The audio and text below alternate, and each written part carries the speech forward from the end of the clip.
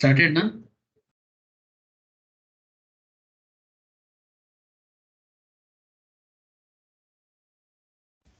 Yes, sir. Okay sir.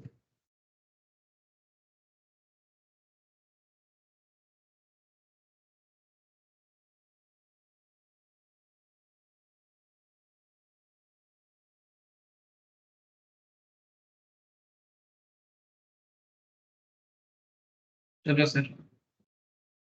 अच्छा, recording started ना। Sir good evening to all of you again ना। तो sir economics में ना हम लोग आज एक न्यू टॉपिक पढ़ेंगे। जैसे हम लोग, मुझे याद है कि माइक्रो इकोनॉमिक्स चल रहा है और माइक्रो इकोनॉमिक्स में हम लोग theory of production recently cover up किए हैं। मैंने demand, supply, production, cost, market, ठीक है, एंड बेसिक्स एरिया, यही है माइक्रो इकोनॉमिक्स का मेन एरिया।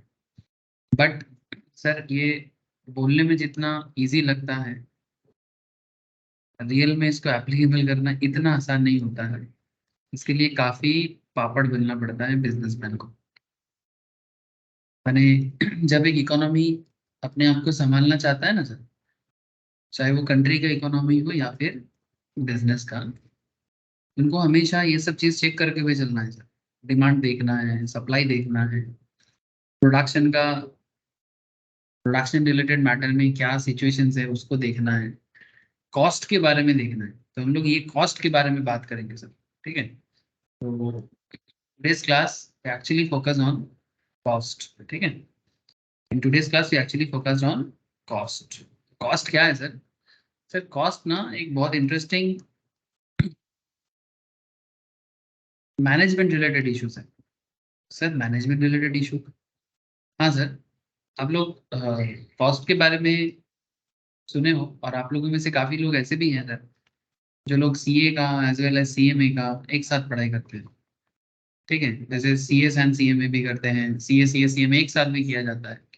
तो ये जो चार्टर्ड अकाउंटेंसी हो या कॉस्ट अकाउंटिंग हो, ये सीएमए जो कोर्स है ना sir, Institute of Cost Accountants of India, तो आप, मैं क्यों बोल रहा हूँ sir, CA obviously chartered accountant है, but CMA sir actually cost accountant है।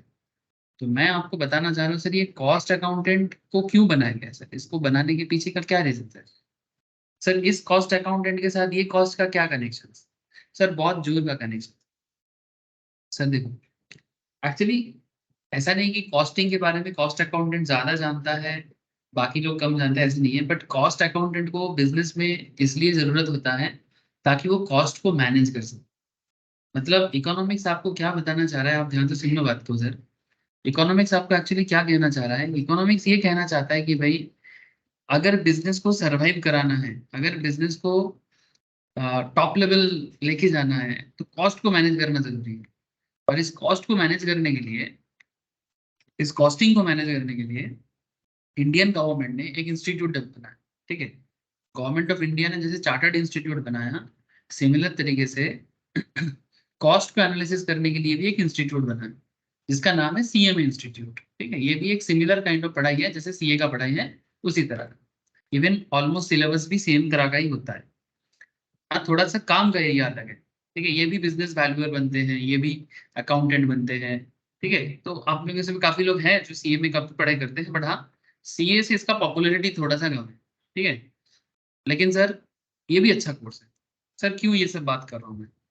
क्या मैं सीएमए का प्रमोशंस कर रहा हूँ? नहीं सर, प्रमोशंस करने के लिए मैं कौन हूँ। बट बेसिकली मैं कहना ये चाहता हूँ कि वर्ल्ड में कॉस्ट एक इतना इंपॉर्टेंट चीज है जिसको मैनेज करने के लिए गवर्नमेंट को अलग से इंस्टीट्यूट बनाना पड़ता है, ठीक है। जैसे जैसे मैं आपको बोला कि सीएमए इंस्टीट्यूट, तो सीएमए इंस्टीट्यूट का अगर मैं आपको ये इंडिया का, हमारे देश में जो है,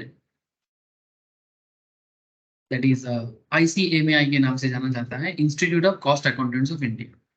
मैं आपको और भी कुछ लेके दिखाता हूँ, ठीक है। Just like a chartered institute की तरह ही है, ये भी पार्लियामेंट एक्ट है, 1959 में आया है, ऑब्वियसली सीए से बाद आया है। इसका स्पेसिफिक पर्पस है, बट सर वो पर्पस तो पहले भी फुलफिल होता था, आजकल भी हो रहा है, लेकिन उसके साथ साथ ना आजकल इसका भी काम का एरिया काफी सिमिलर हो गया है सीए की तरह। अकाउंट्स मेंटेन करना, टैक्स का काम करना, जीएसटी का काम करना, लीगल मैटर संभालना, ठीक है, इंडस्ट्रियल मैटर संभालना, काफी सारा काम, कॉस्ट ऑडिट करवाना, सर ये सब बात इसलिए मैं कर रहा हूँ कि ताकि आपको मैं समझा पाऊँ कि ये जो इकोनॉमिक्स में थ्योरी ऑफ कॉस्ट कितना इंपॉर्टेंट है। एक फॉरेन इंस्टीट्यूट है जिसका नाम है सर सीमा लंदन, ठीक है। सेम काइंड ऑफ इंस्टीट्यूट है, बस ये लंदन बेस्ड है, ठीक है। इवन हमारे इंडियन इंस्टीट्यूट के साथ इनका टाई अप भी है। Welcome to Seema United Kingdom, ठीक है। सेम सेम पढ़ाई है सर। सीमा इंस्टीट्यूट, इसका नाम है सीमा लंदन इसलिए कहा जाता है क्योंकि ये लंदन बेस्ड है और ये भी कॉस्ट इंस्टीट्यूट ही है, the chartered institute of management accountant, ठीक है। अच्छा, मैं और एक पॉपुलर इंस्टीट्यूट के बारे में बताता हूँ जो वर्ल्ड वाइड और एक पॉपुलर है, CMA USA। सर ये सब जानकारी क्यों दे रहे हो? सर जानकारी देना ना देना मेरे ऊपर नहीं है, मैं आपको बताना ये चाहता हूँ CMA जो है, इसका साइट कहाँ चला गया, मुझे ऑफिशियल साइट से मतलब है।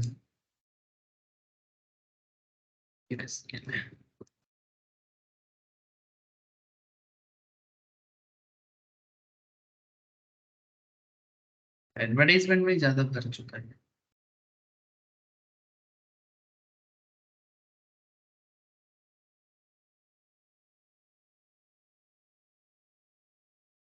अच्छा ठीक है, बेसिकली समझ में थोड़ा सा आ रहा है आप लोगों को कि ये जो US CMA हो गया, ठीक है, या फिर इंडियन CMA हो गया, इसका मेन, या फिर सीमा लंदन इंस्टीट्यूट हो गया, इसका मेन पर्पस है किसी भी बिजनेस का कॉस्ट को मैनेज करना। मेन पर्पस यही है। अब आप बोलोगे सर कॉस्ट को मैनेज करने के लिए इतना मेहनत, अरे सर मेहनत क्या, बहुत मुश्किल है। देखो, कॉस्ट एनालिसिस क्या होता है? It refers to the study of the behavior of cost in relation to one or more production criteria। जब हम लोग किसी चीज को डेवलप करते हैं, कोई भी प्रोडक्ट को प्रोडक्शन करते हैं सर, तो प्रोडक्शन के टाइम पे ना हमें देखना पड़ता है कि इसको बनाने में कितना खर्चा है। इन सिंपल माने, अगर आप एक बिस्किट पैकेट भी मार्केट में बेचना चाहते हो, ठीक है, एक बिस्किट का पैक भी बेचना चाहते हो ना, तो कॉस्टिंग एक बहुत इंपॉर्टेंट क्राइटेरिया है। जैसे पार्ले जी आज भी 3 टका में बिस्किट देते हैं सर, 3 टका 5 टका में, आज के रेट में। तो एक बिस्किट का पैकेट 3 रुपया 5 रुपया में कैसे सेल हो, मतलब कैसे बनाया जा सकता है? मैंने क्या क्वालिटी खराब करके? तो कोई कोई बताते नहीं, क्वालिटी तो सेम है लेकिन दाम अभी भी सस्ता है, ठीक है। तो क्वेश्चन इज दैट कि आप 3 टका कॉस्टिंग करो या 5 टका कॉस्टिंग करो, लेकिन देखना ये है सर कि आपका सेल में इम्पैक्ट ना पड़े।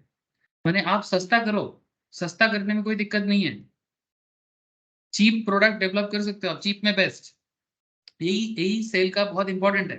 लेकिन चीप में हमेशा बेस्ट नहीं होता है, कभी कभी चीप में बेकार चीज भी हो जाता है।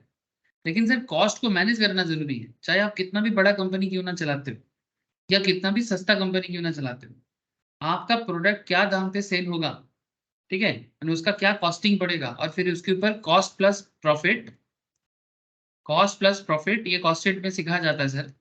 कॉस्ट प्लस प्रॉफिट आप लोग इंटर में पढ़ोगे या फाइनल में भी आके पढ़ोगे। कॉस्ट प्लस प्रॉफिट करके क्या आता है सर? Sale price. तो इसलिए कॉस्टिंग इज इंपॉर्टेंट। अगर एक पैकेट बिस्किट बनाने में खर्चा हो रहा है 2 रुपीज और उसमें प्रॉफिट लगा रहे हो 1 रुपीज, तो उसको सेल कर रहे हो 3 टका में, तो 2 टका कॉस्टिंग में गया, प्रॉफिट 1 टका में गया, और 3 टका आपका सेल प्राइस। सिमिलरली जैसे मानो पेप्सी कोको कोला का जो हम लोग खरीदते हैं ना सर, वो भी कॉस्टिंग बड़ा मेंटेन करता है। इतना बड़ा ब्रांड है लेकिन देखो सस्ता बना के रखा है इंडियन मार्केट में। मैं जितना सुना हूँ कि पेप्सी कोको कोला, मतलब जो कार्बोनेटेड वाटर है, इसको बनाने में ज्यादा खर्चा नहीं होता, लेकिन उसका मार्केटिंग में काफी खर्चा आता है। तो अगर एक एक एक, एक 1/2 लीटर या 200 ml का एक बॉटल बनाने में उसको खर्चा अगर आता है 2 टका या 3 टका, फिर उसमें मार्केटिंग कॉस्ट भी आ जाता है, सब कुछ मिला जुला के अगर 5 टका बनाने में लगता है, तो वो मार्केट में सेल कर रहे हैं 12 टका में या 15 टका में, ठीक है। तो पर बॉटल में 5 टका 6 टका प्रॉफिट करता है। So what is the point sir? Sir point इतना सा है कि आप जितना अच्छे से आपका कॉस्ट को मैनेज कर पाओगे, आप अपने बिजनेस में उतना अच्छे से टिक पाओगे, क्वालिटी को मेंटेन करते हुए, क्वालिटी को मेंटेन करते हुए। सबको मेरा बात समझ में आ रहा है? There are various types of cost sir, cost एक तरह का नहीं होता, कॉस्ट का भी ना टाइप्स है। जैसे ये सबाई देखते पाচ্ছে तो स्क्रीन? हाँ सर, बोलो, सब कनेक्टेड हैं आप लोग? हाँ तुषार, यस सर। सोमनाथ, हाँ सर। क्रेश, कुणाल। Yes sir. ओके देखो, कितना तरह का अलग अलग कॉस्टिंग होता है, अकाउंटिंग एंड इकोनॉमिक कॉस्ट। ये सब जो कॉस्ट है ना, ये इकोनॉमिक्स ही आपको बताता है कि अकाउंटिंग कॉस्ट क्या है, इकोनॉमिक कॉस्ट क्या है, आउटले एंड अपॉर्चुनिटी कॉस्ट क्या है, डायरेक्ट एंड इनडायरेक्ट कॉस्ट क्या है, इंक्रीमेंटल एंड संक कॉस्ट क्या है, हिस्टोरिकल एंड रिप्लेसमेंट कॉस्ट क्या है, प्राइवेट एंड सोशल कॉस्ट क्या है, फिक्स्ड एंड वेरिएबल कॉस्ट क्या है। तो ये हर तरह के कॉस्ट के बारे में समझना है। ठीक है, अगर आप इसको समझ जाओगे, फिर जाके आपको कॉस्ट फंक्शन समझ में आना है। ठीक है, फिर जाके आप short run and long run cost को समझ पाओगे। और जब मैं आपको short run and long run cost समझाऊंगा, तब मैं आपको ग्राफिकल प्रेजेंटेशन के साथ शॉर्ट रन में किस तरह से कॉस्ट मेंटेन करना है और लॉन्ग रन में कैसे कॉस्ट मेंटेन करना है, ये आपको समझ में आएगा। ठीक है, मैंने आप बात को समझो सर। आज अगर आप देखोगे, चलो ये सब इंस्टीट्यूट का काम यही है। ये ठीक है, ये जो सीए इंस्टीट्यूट, सीएमए इंस्टीट्यूट, सीमा लंदन, ठीक है, इनका मेन पर्पस क्या है जानते हो? इनका मेन पर्पस है कि बिजनेस लॉन्ग रन में अच्छा चले। जैसे आपको पता है, हमारे देश में बुलेट ट्रेन बन रहा है। ठीक है, बुलेट ट्रेन टिकट प्राइस, ठीक है, टिकट प्राइस, ध्यान से सुनना। तो हमारे देश में बुलेट ट्रेन बन रहा है, और ये बुलेट ट्रेन स्टार्ट मतलब पहला रन होगा मोस्ट प्रॉब्ली बॉम्बे से अहमदाबाद का रास्ता लेगा। ठीक है, क्योंकि वही इंडिया का भी करंटली सबसे रिच एरिया है। लेकिन सर आप एक चीज समझो, द प्राइस ऑफ, यहाँ पर मैं गूगल किया तो मेरे को एक दिखा रहा है, एक रैंडमली मैं देख रहा हूँ। The price of a bullet train ticket depends on the destination. For example the ticket price for Mumbai Ahmedabad bullet train can range from ₹250 to 3,000। ठीक है, the minimum ticket price is 250। The business class fares are likely to be higher. 3,000 टका का ticket भी maximum हो सकता है, ऐसा Google बता रहा है। ठीक है, may be from economic times data. ठीक है, Bandra Kurla complex 250, Lucknow, I don't know Lucknow Ayodhya line में अभी भी बुलेट का तो मुझे कुछ पता नहीं चला। ठीक है, सर कहना क्या चाहते हैं? सर मैं कहना ये चाहता हूँ कि टिकट का दाम 250 होगा कि 3,000 होगा, ये बहुत वाइटल है सर। क्योंकि इसी से डिपेंड करता है कि प्रोजेक्ट सक्सेसफुल होगा कि नहीं। क्योंकि किसी की तरफ से ना आप पॉकेट से पैसा मतलब खर्चा करके कितना दिन चलेगा, नहीं चला पाएंगे सर। तो उसको चलाना है ना, तो उसको उसमें प्रॉफिटेबल रहना है। घर से कितना देर तक पैसा देके बिजनेस को चला पाओगे सर? बिजनेस का पैसा बिजनेस को ही अर्न करना पड़ेगा, चाहे कोई भी प्रोजेक्ट हो। अब देश के लिए बुलेट ट्रेन ऑब्वियसली एक सर्विस होगा, बट ये सर्विस थोड़ी ना गवर्नमेंट अपनी पॉकेट से भरेगा। कम से कम बुलेट ट्रेन कंपनी को बुलेट ट्रेन से ही अपना पैसा उठाना पड़ेगा। जैसे इंडियन रेल इतना बड़ा नेटवर्क चलाते हैं, इतना सारा लोगों को, पैसेंजर को रन कराते हैं, one of the world's largest passenger carrying railway company in the world. ठीक है, लेकिन सर क्योंकि इंडियन रेलवे एक सर्विस का मोड भी चलाता है, मेरे सर्विस के कॉन्सेप्ट में भी चलता है, इसलिए बहुत ज्यादा प्रॉफिटेबल इसको कर नहीं पाता। माने सर्विस बेस्ड प्रॉफिट करता है। ठीक है, सर्विस बेस्ड प्रॉफिट करता है। तो टिकट का प्राइस क्या होगा, ये बहुत वाइटल है कि क्या दाम पे कंपनी अपने आप को सरवाइव करा पाएगा और प्रॉफिटेबल कर पाएगा। ताकि एक ऐसा तो नहीं ना कि आज ही बिजनेस करना है, बिजनेस को आगे भी चलाना है, कैपिटल को और ग्रो करना है, तो उसका मेन खेल डिपेंड करेगा कॉस्टिंग पे। ज्यादा दाम हो जाएगा तो शायद आपका प्रोडक्ट ना चले, है ना। कम दाम हो जाएगा तो सस्ता हो जाएगा, तो फिर आपका प्रॉफिट नहीं होगा। तो आपको एक ऐसा ऑप्टिमम कॉस्टिंग मेंटेन करना पड़ेगा, एक ऐसा ऑप्टिमम कॉस्ट मेंटेन करना पड़ेगा जिसमें बिजनेस प्रॉफिटेबल हो। ठीक है, जिसमें बिजनेस प्रॉफिटेबल हो और सर्वाइवल मोड में चले जाए। तो ये काम करने के लिए कॉस्टिंग का सब्जेक्ट सीए को भी करना होता है, सीएमए को भी करना होता है, और ये सब इंस्टीट्यूट को मेनली ये सब काम दिया जाता है। इसीलिए इंस्टीट्यूट का मेन ऑब्जेक्टिव यही है कि बिजनेस का ओवरऑल, बिजनेस का जो वैल्यूएशन है ना, कॉस्टिंग के थ्रू से मैनेज करे। जैसे इंडिया में सीएमए, यूएस में यूएस सीएमए, इंग्लैंड में सीमा लंदन। ठीक है, सेम चीज करते हैं, सेम चीज करते हैं। जापान में भी उनका कॉस्ट इंस्टीट्यूट है। ठीक है, जापान में बुलेट ट्रेन नॉर्मली बड़ा पॉपुलर है। तो मैं बुलेट ट्रेन का एग्जांपल इसलिए दिया आपको ताकि आप इसका इंपॉर्टेंस को समझ पाओ। That is the purpose. Okay, अब चलो सर, ओवरव्यू तो लग गया आपको। ठीक है, ओवरव्यू तो मिल गया कि सर पढ़े तो क्यों पढ़े। ठीक है, मतलब हर चैप्टर को पढ़ने के पीछे उसका एक रीजन होता है, हर टॉपिक के पीछे एक उसका कनेक्शन होता है, जो रियल लाइफ में बड़ा जरूरत होता है। और मैं आपको इतना बड़ा जरूरत बता दिया कि ये कॉस्ट इंस्टीट्यूट मैंने cost, theory of cost economics में एक ऐसा टॉपिक है जो सिर्फ टॉपिक ही नहीं है सर, इसके ऊपर बड़ा बड़ा एजुकेशनल इंस्टीट्यूट चलता है। अब आपको मैं क्या इंपॉर्टेंस बताऊं, ठीक है, और क्या इंपॉर्टेंस बताऊं, और इसके इससे बड़ा इंपॉर्टेंस और हो ही नहीं सकता कि जिस पर्टिकुलर मैटर के ऊपर इंस्टीट्यूट खड़ा किया जा सकता है, उस पर्टिकुलर चैप्टर का इंपॉर्टेंस अगर आप बोलोगे सर ठीक है सिलेबस वाइज पढ़ा दो, वो तो मैं पढ़ा दूँ, वही वो तो मुझे करना ही है, लेकिन अगर आपको इंपॉर्टेंस समझ में आ जाएगा तो फिर बाकी काम आप लोग करोगे, ठीक है। तो इसलिए एक इनहेरेंट इंटरेस्ट बिल्डअप करो सर, जो बहुत जरूरी है, and that is the purpose. तो यहाँ पर हम लोग क्या सीखेंगे sir, different type of cost के बारे में जानेंगे। शॉर्ट रन में बिजनेस कॉस्ट को कैसे मैनेज करेगा और कितना तरह का कॉस्ट होता है, एंड लॉन्ग रन में कैसे कॉस्ट फंक्शन को देखना चाहिए, ये देखना पड़ेगा। Explain linkage between production function and the cost function, production function के साथ कॉस्ट फंक्शन का क्या लिंकेज है, और साथ में इकोनॉमीज और डिसइकोनॉमीज जो हम लोग प्रोडक्शन में पढ़े थे, उस प्रोडक्शन के साथ साथ कॉस्टिंग में भी देखना पड़ेगा कि इकोनॉमीज एंड डिसइकोनॉमीज भी डिपेंड करता है कॉस्ट के बेसिस पे। मैंने अगर कॉस्ट हाई हो जाएगा ना, कॉस्ट हाई हो जाएगा तो बिजनेस डिसइकोनॉमीज फेस करता है, कॉस्ट लो होगा तो बिजनेस इकोनॉमी फेस करता है। जैसे मैं आपको कुछ रियल एग्जांपल देता हूँ, रियल सिचुएशंस बताता हूँ आपको। चलो मैं कुछ कंपनी के बारे में आपके सामने 2 मिनट चर्चा करूंगा, ज्यादा नहीं, ठीक है। जैसे मानो एक कंपनी है, आ, मुझे नाम याद आ गया जैसे, चलो एक आपको पॉपुलर है, बहुत ही पॉपुलर है, आपको पता है सर ये सब कंपनी के बारे में। जैसे मानो जेट एयरवेज, ठीक है सर, जेट एयरवेज ये कंपनी, इसका शेयर का दाम बहुत ही खराब हो गया है आजकल, क्योंकि ये ना अपना बिजनेस को बंद कर दिया। मैंने एक्चुअली ऑपरेशन ऑफ है, बिजनेस अभी ऑफ नहीं हुआ, मैंने लिक्विडेशन नहीं हुआ, लेकिन ये अपने बिजनेस को ना ऑपरेशन ऑफ करके रखा है। मैंने अभी जेट का कोई फ्लाइट आपको देखने को नहीं मिलेगा पूरे भारत में। 2019 में लास्ट फ्लाइट अमृतसर से मुंबई लैंड किया था, उसके बाद से जेट एयरवेज अपना ऑपरेशंस को होल्ड कर दिया है। अब 2019 से लेके 23 हो गया, 4 साल 5 साल हो गया, अभी भी ये ऑपरेशन चालू नहीं किया। अगर आपको मैं इसका शेयर का दाम दिखाऊं, सॉरी, शेयर का दाम दिखाऊं, तो कभी एक शेयर का दाम 1000 टका भी हुआ करता था, आजकल एक शेयर का दाम 50-55 रुपीज हार्डली है।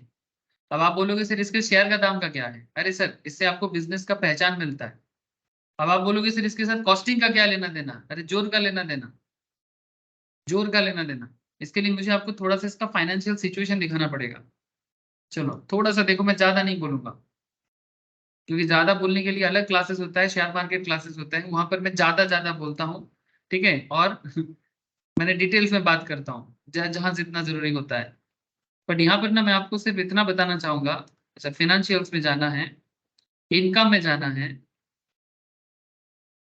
ये देखो सर, अगर मैं इसका पीएल निकाला, क्या निकाला sir, PL, profit and loss account, जो अकाउंट्स में आप लोग बनाते हो, ये कंपनी का पीएल है, ये कंपनी का पीएल है, प्रॉफिट एंड लॉस अकाउंट, इसको इनकम स्टेटमेंट भी कहते हैं। आप यहाँ पर एक चीज देखो कि बिजनेस का लेटेस्ट सिचुएशन देखो, 2022 में, अच्छा मैं 19 का दिखाता हूँ आपको पहले, 19 यहाँ पर है क्या, अच्छा 21 दिख रहा है ना, 2021 शो कर रहा है, 21 ही देखो आप, टोटल रेवेन्यू 349 करोड़ का था, वहां से रेवेन्यू अभी, क्योंकि ऑपरेशन तो नहीं है तो रेवेन्यू जनरेशन तो होगा नहीं, रेवेन्यू से, रेवेन्यू से point to be noted sir, revenue से कॉस्ट को माइनस करते हैं तो जाके प्रॉफिट आता है। तो 349 करोड़ का रेवेन्यू था, वहां से 276 का कॉस्टिंग था, तो 73 करोड़ का प्रॉफिट था। लेकिन सर मार्केट में लोन इतना ज्यादा था कि इंटरेस्ट में 123 करोड़ चला जाता था। तो 73 करोड़ से अगर 123 करोड़ इंटरेस्ट चला जाएगा, मैंने घर से पैसा देना पड़ रहा था, तो प्रॉफिट का तो नेगेटिव होगा ही। नेट इनकम 152 करोड़ चल रहा है, दिन पे दिन लोन का बर्डन बढ़ रहा है। जिस हिसाब से बिजनेस को कॉस्ट मेंटेन करना चाहिए था, बिजनेस मेंटेन करने में मुश्किल में पड़ गया। स्पेशली इसका जो कॉस्टिंग आता है ना सर, मेनली पावर फ्यूल से आता है। मैंने ये जो एरोप्लेन चलाने के लिए जो फ्यूल लगता है, उसको ना व्हाइट पेट्रोल बोलते हैं, ठीक है, या एविएशन टरबाइन फ्यूल बोलते हैं, एटीएफ, ठीक है। तो ये सब चीजों का दाम काफी ज्यादा हो गया था, और उस हिसाब से बिजनेस नहीं मिल रहा था। एम्प्लॉय को पीछे, मतलब पायलट, फिर आपका केबिन क्रू, ठीक है, एरोस्टेस, ग्राउंड्समैन, बहुत सारे खर्चा होता है। 2021 में देखो 276 करोड़ का खर्चा था, लेकिन 2022 में खर्चा और बढ़ गया, क्योंकि कंपनी थोड़ा और कोशिश कर रहा था, 23 में और कोशिश कर रहा है, लेकिन खर्चा तो बढ़े जा रहा है, इनकम नहीं है। 55 करोड़ का रेवेन्यू है, 897 करोड़ का कॉस्टिंग है। पॉइंट टू बी नोटेड, मैं बार बार किस में फोकस कर रहा हूँ। हेलो, সবাই বুঝতে পারছে আমার কথা? हाँ सर, समझा पा रहा हूँ ना? बोलो। हाँ सर। तो ये मैनेज नहीं हो पाएगा तो बिजनेस कहाँ चला जाएगा, समझ में आ रहा है? ऐसे लॉस में चलेगा, तो लॉस में चलेगा तो शेयर का दाम 1000 से 50 में ही ना आएगा। अच्छा, इसका कॉम्पिटिटर को देख लेते हैं। किसी को लगेगा कि सर ये तो जेट एयरवेज है, हमको कोई और कंपनी बताओ। चलो, इसका एक दूसरा कॉम्पिटिटर है इंडिगो, जो सबसे ज्यादा मार्केट में दिखता है। इंडिगो माने इंटरग्लोब एविएशन लिमिटेड।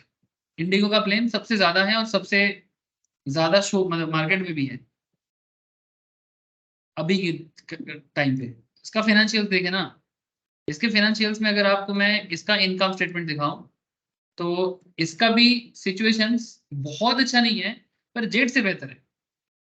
इसका रेवेन्यू जनरेशन अच्छा है सर, लेकिन ये भी ना कॉस्ट को अभी भी मेंटेन नहीं कर पा रहा है। Look at the cost area, 55,000 का रेवेन्यू है, पर पावर फ्यूल में 23,000 करोड़ का फ्यूल खर्चा लग जाता है। एम्प्लॉय के पीछे 4,000 करोड़, सेलिंग एडमिनिस्ट्रेशन में 2,500 करोड़, ऑपरेटिंग एक्सपेंस में 16,000 करोड़, फिर जाके 7,900 करोड़ का प्रॉफिट। और उसके बाद 2023 का भी मैं दिखा रहा हूँ सर। 2023 में फिर भी नेट इनकम 304 करोड़ का, इंटरेस्ट लोन वगैरह का इंटरेस्ट चला गया, फिर भी 304 करोड़ का नेगेटिव आ गया।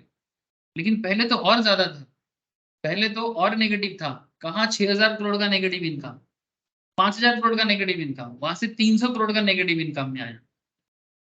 मैंने एक्चुअली इंडिया का एयरलाइंस बिजनेस करेंटली बहुत ही मुश्किल है, बट फिर भी इंडिगो सरवाइव कर रहा है। बाकी लोग तो हाथ धो ले रहे हैं सर। टाटा क्या है ना, बड़ा कंपनी है, उसका और भी चीजें हैं। ठीक है, टाटा एयर इंडिया के अंदर, एयर इंडिया टाटा के अंदर आता है। एयर इंडिया जब गवर्नमेंट के पास में था, भयंकर लॉस में बंद हुआ, करीब 52,000 करोड़ का मार्केट में लोन था। तो ये सारा खेल कॉस्ट के पीछे है सर। ये सारा खेल जो मैं आपको बता रहा हूँ ना, खर्चा, कॉस्टिंग, कॉस्टिंग मैनेज कैसे करना है, वही चीज आपको इकोनॉमिक्स आइडिया देगा। अभी अभी आपको इकोनॉमिक्स आइडिया देगा। अब वही चीज आपको अभी डेवलप करो। कल जाके जब आप चार्टर्ड अकाउंटेंट बनोगे, कॉस्ट अकाउंटेंट बनोगे, जो भी अकाउंटेंट बनो, आप कॉस्ट एनालिस्ट बनो, कंपनी आपके ऊपर उम्मीद बना के बैठा रहेगा कि भाई ये बंदा फाइनेंशियल बैकग्राउंड से है, ये हमारे कंपनी को हेल्प करेगा टॉप लेवल में जाने में, कॉस्ट को मैनेज करने में। तो आप लोगों के अंदर ना वो दम होना चाहिए। ठीक है, as a company secretary also आपको आइडिया होना चाहिए कि भाई कंपनी किस तरह से मैनेज होना चाहिए। हाँ, भले सीएस को नॉर्मली वो रोल प्ले नहीं करना पड़ता, बट इकोनॉमिक्स का आइडिया तो होना चाहिए सर। ठीक है, मैं आपको रियल केस भी बताया कि कॉस्टिंग क्या इंपॉर्टेंट एरिया मैटर करता है। चलो सर, अब एकदम डिट्टो पॉइंट में बात करेंगे। ठीक है, तो फिर इतना देर से क्या पॉइंट के बाहर थे? नहीं सर, मैं पॉइंट के बाहर तो नहीं था, बट मैं आपको बेसिकली कोशिश कर रहा था। ठीक है, कोशिश यही था कि सर रट्टू तोता की तरह रटना नहीं है, समझ के रटना है। अगर हमको अंडरस्टैंडिंग हो जाए ना, किसी का दम नहीं है कि वो अंडरस्टैंडिंग मेरे दिमाग से कोई बाहर करे। बट मुश्किल यही है ना, हम लोग अंडरस्टैंडिंग को बढ़ाना नहीं चाहते। ठीक है, रियल लाइफ यूज कोई जानना नहीं चाहते, तो फिर दिमाग से बाहर हो जाएगा। सुमित, सोमनाथ, हाँ सर, मुझे যাচ্ছে तो, बोलो सर। तुषार, हाँ सर। के सर, कुणाल, यस सर। शुभंकर, क्रिश, বুঝতে পারছে সবাই? Yes sir. हाँ सर। Thank you sir. अच्छा, तो कॉस्ट एनालिसिस क्या बताना चाह रहा है सर? अब चलो थोड़ा बुकिश लैंग्वेज में बात करते हैं, जो मुझे बिल्कुल पसंद नहीं होता। मेरा मन करता है कि बिना किताब का ही पढ़ाऊं, लेकिन अगर मैं बिना किताब का पढ़ूंगा ना, आप लोग बुरा मान जाओ सर। चलो ठीक है। Cost analysis refers to the study of behavior of cost in relation to one or more production criteria, namely size of output, sale of operations, price of factor of productions, and other relevant economic variables. It is concerned with financial aspect of production. Simple बात है, आप जो भी business करते हो उसके production के time पे ही कॉस्टिंग का जरूरत होता है। तो ये प्रोडक्ट बनाना है, इसके पीछे इतना खर्चा आ रहा है। मैं आपको बोला ना कि आपका बिस्किट का फैक्ट्री है, आपका मैगी का फैक्ट्री है, नूडल्स का फैक्ट्री है, चावल का फैक्ट्री है, आटा का फैक्ट्री है, एरोप्लेन उड़ाते हो, सर्विस देते हो, कुछ भी करो sir, it is concern with financial aspect of production, what ever be the production of your production system of your business, उसको करने में एक खर्चा होता है, उस खर्चे को मेंटेन करना ही कॉस्ट एनालिसिस का मेन पार्ट है। इसीलिए क्या बोला कि cost analysis refers to the study of behaviour of cost in relation to the one और मोर प्रोडक्शन क्राइटेरिया, जैसे कि size of output, size of output बने कि कितना अमाउंट ऑफ प्रोडक्शन करना है, ठीक है, कितना अमाउंट ऑफ प्रोडक्शन करना है। जैसे अगर आप लोग जैसे आप लोग इंटरमीडिएट लेवल में आ जाओगे ना सर, वहां पर आपको एक सब्जेक्ट भी पढ़ना पड़ेगा कॉस्टिंग बोल के, CA inter, CMA inter, CS executive, सबको पढ़ना है। सब्जेक्ट का नाम होता है sir cost and management accounting, कहीं कहीं किसी जगह में सिर्फ कॉस्टिंग बोल के होगा, और कहीं आपको cost and management, even BCom MCom में भी पढ़ना है कॉस्ट एंड मैनेजमेंट अकाउंटिंग। तो कॉस्ट एंड मैनेजमेंट अकाउंटिंग में मेनली क्या सिखा जाएगा कि ये जो कितना प्रोडक्शन करना है, कितना पैकेट बिस्किट बनाना है, कितना पैकेट आटा पैकेट करना है, ठीक है, कितना एरोप्लेन में कितना लोगों को लेके उड़ना है, कहाँ से कहाँ जाना है, ठीक है। जैसे मानो आपके पास एक 4 व्हीलर है, ठीक है, 4 व्हीलर आपने मानो 6 लाख से खर्चा खरीदा, परचेज किया। अब आप इसमें डेली बेसिस में तेल भरते हो, मानो डेली आप 200 टका का तेल भरते हो, 200 पर डे आप पेट्रोल डलवाते हो, ठीक है। तो अगर आप डेली 200 टका पेट्रोल डलवाते हो, तो ऑब्वियस बात है कि 200 टका आपका डेली का कॉस्टिंग है, this is a daily costing. अब 200 टका अगर पेट्रोल डालोगे तो कम से कम डेली 400 टका तो आपको कमाना पड़ेगा, कम से कम। उसमें भी मेंटेनेंस कॉस्ट भी है ना, पुलिस का खर्चा, यहाँ खर्चा, वो खर्चा। तो कुल सब कुछ करने के बाद आपको अगर दिन के एंड पे अगर आप एटलीस्ट 200 से 300 टका घर लेके आओगे ना, तो जाके आप अपना खर्चा चला पाओगे, अपने फैमिली का खर्चा। तो 200 टका कॉस्टिंग, 400 टका इनकम एंड ट्रिप मार के, ठीक है। तो ये सिंपल कॉस्टिंग है, ठीक है। सारा दिन ट्रिप करके 400, 500, 600 टका, 700 टका जो कमा सकते हो वो करो। 200 टका में कितना गाड़ी, एक गाड़ी अगर 1 लीटर तेल में 20 किलोमीटर भागता है, तो सारा दिन अगर 40 किलोमीटर भागोगे तो 200 टका खत्म हो जाएगा, सिंपल है ना। एक लीटर तेल में अगर कोई कार 20 किलोमीटर सर्विस देता है, तो 1 लीटर पेट्रोल का दाम नॉर्मली 100, 106 ऐसा पड़ता है, मैं 100 मान के चल रहा हूँ। तो 20 किलोमीटर जाने के लिए 100 का खर्चा, तो 40 किलोमीटर जाओगे तो 200 का खर्चा। तो सारा दिन में 40 किलोमीटर अगर एक गाड़ी रन करता है बिजनेस करने के लिए, तो 40 किलोमीटर चलने के लिए 200 टका उसका सिर्फ तेल का खर्चा है। बाकी खर्चा मैं 2 मिनट के लिए साइड किया, तो 200 इज योर कॉस्ट। तो एटलीस्ट जब आप भाड़ा लेते हो तो कम से कम 400, 500, 600, 700 जो भी कमाते हो आप, अगर आप 1000 टका कमाओगे सारा दिन में, तो 1000 में से 200 टका माइनस करो, साथ में कुछ और भी मेंटेनेंस, खाना पीने का खर्चा उसको भी जोड़ दो, 100 टका। तो जाके दिन के एंड पे एक कैब वाला 700 टका देख पाएगा। अब मानो कैब का ओनर आप हो, ठीक है, लेकिन ड्राइवर अलग है, तो 700 टका कैब का ओनर माने ड्राइवर आके आपको देता है। 700 टका में ड्राइवर बोलता है कि सर हमको तो डेली का 400 चाहिए, तो अगर ड्राइवर को आप 400 दे दोगे ना, तो 300 टका ओनर के पास बचेगा। तो एक कैब अगर आपके पास है, ठीक है, ओला उबर में चलाने के लिए 300 रुपीज आपका बचेगा पर कैब में डेली। तो 300 टका डेली अगर कमा सकते हो तो एक महीने में 30 डेज में आप 9,000 टका कमा सकते हो पर कैब से। अब आपके पास अगर 2 गाड़ी होगा तो 18,000 कमाओगे। मैं एक अप्रोक्स हिसाब दिया आपको। तो आपको यही चीज देखना है कि भाई मेरा आउटपुट कितना है, मैं कितना चलूंगा, मैंने अगर गाड़ी है तो कि चलना कितना है, प्लांट है तो उसमें से प्रोडक्शन कितना निकलेगा। स्केल ऑफ ऑपरेशंस इसको कहते हैं। Price of factors of production, मैंने आपको पता है सर, मैं प्रोडक्शन चैप्टर में आप लोगों को सिखाया था कि फैक्टर ऑफ प्रोडक्शन बोल के एक चीज होता है जिसमें आपको land, labour, capital and entrepreneurship देखना पड़ता है। माने दुनिया में कोई भी चीज बना लो सर, आपको फैक्टर ऑफ प्रोडक्शन के बिना वो संभव नहीं है। जैसे आपको दुनिया में कुछ भी बना लो, आपको एक जगह चाहिए जिसको लैंड कहते हैं इकोनॉमिक्स, बदले में आपको उसका रेंट चुकाना पड़ता है। आपको लेबर देना है या तो खुद दे दो, मैंने खुद ही लेबर ही कर लो अपने बिजनेस पे, या फिर किसी को रखो सैलरी देके, तो लेबर को सैलरी या वेजेस देना पड़ता है। अगर आप बैंक से लोन लेते हो, नॉर्मली लेना पड़ता है, कैपिटल के बदले आपको इंटरेस्ट चुकाना पड़ता है। और आप जो इतना मेहनत कर रहे हो, एंटरप्रेन्योरशिप दे रहे हो, आपका कीमती एक्सपीरियंस और कीमती रिस्क उठा रहे हो आप, ठीक है, तो एंटरप्रेन्योरशिप के बदले आपको प्रॉफिट तो चाहिए ना सर। तो ये जो rent plus salary wages plus interest plus profit सब मिला के इसको क्या कहते हैं जानते हो? हाँ सर, ये जो रेंट हो गया, सैलरी वेज हो गया, इंटरेस्ट हो गया, प्रॉफिट हो गया, इसको क्या कहेंगे? प्लीज टेल मी, एनीवन, की बोल बेटा के?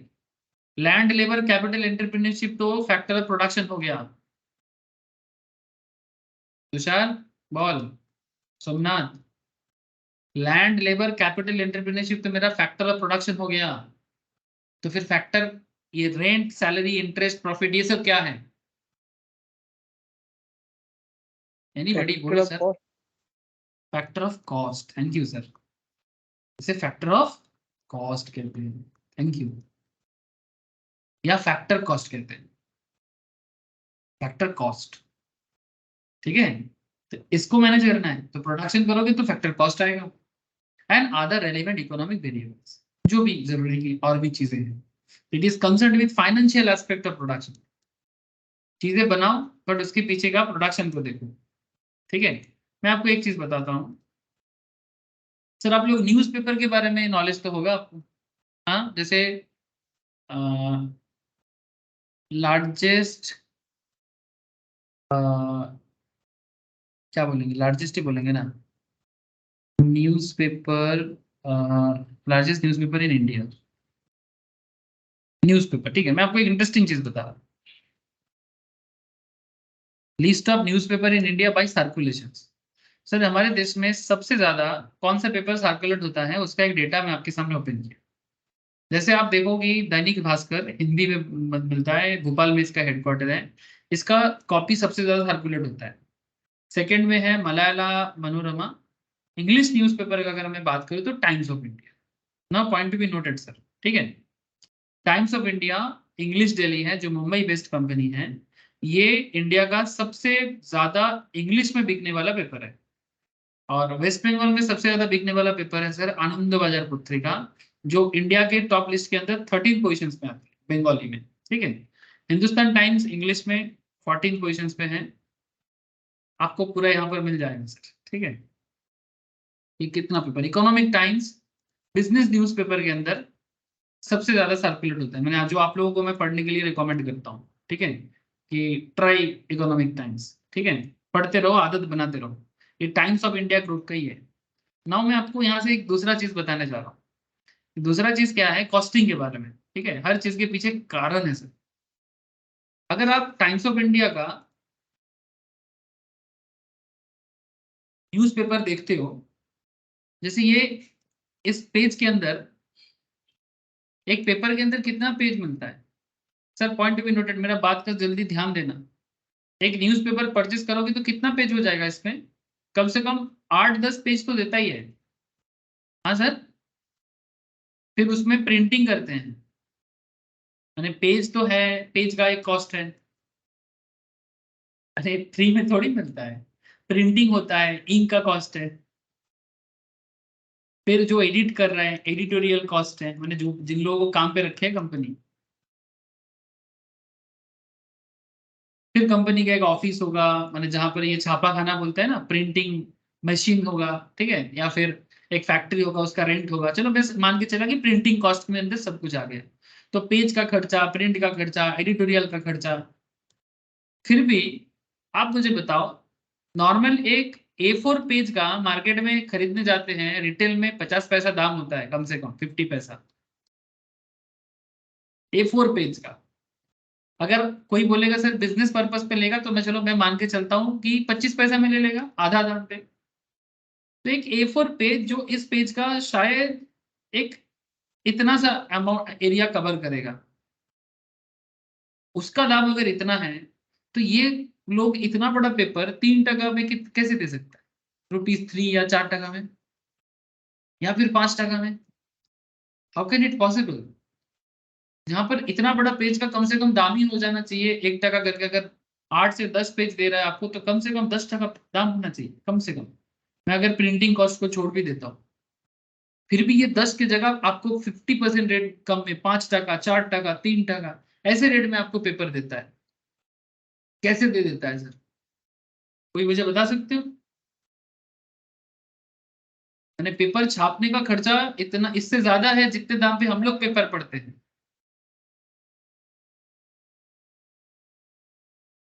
एनीवन, जल्दी बोलो, क्या समझ में आ रहा है?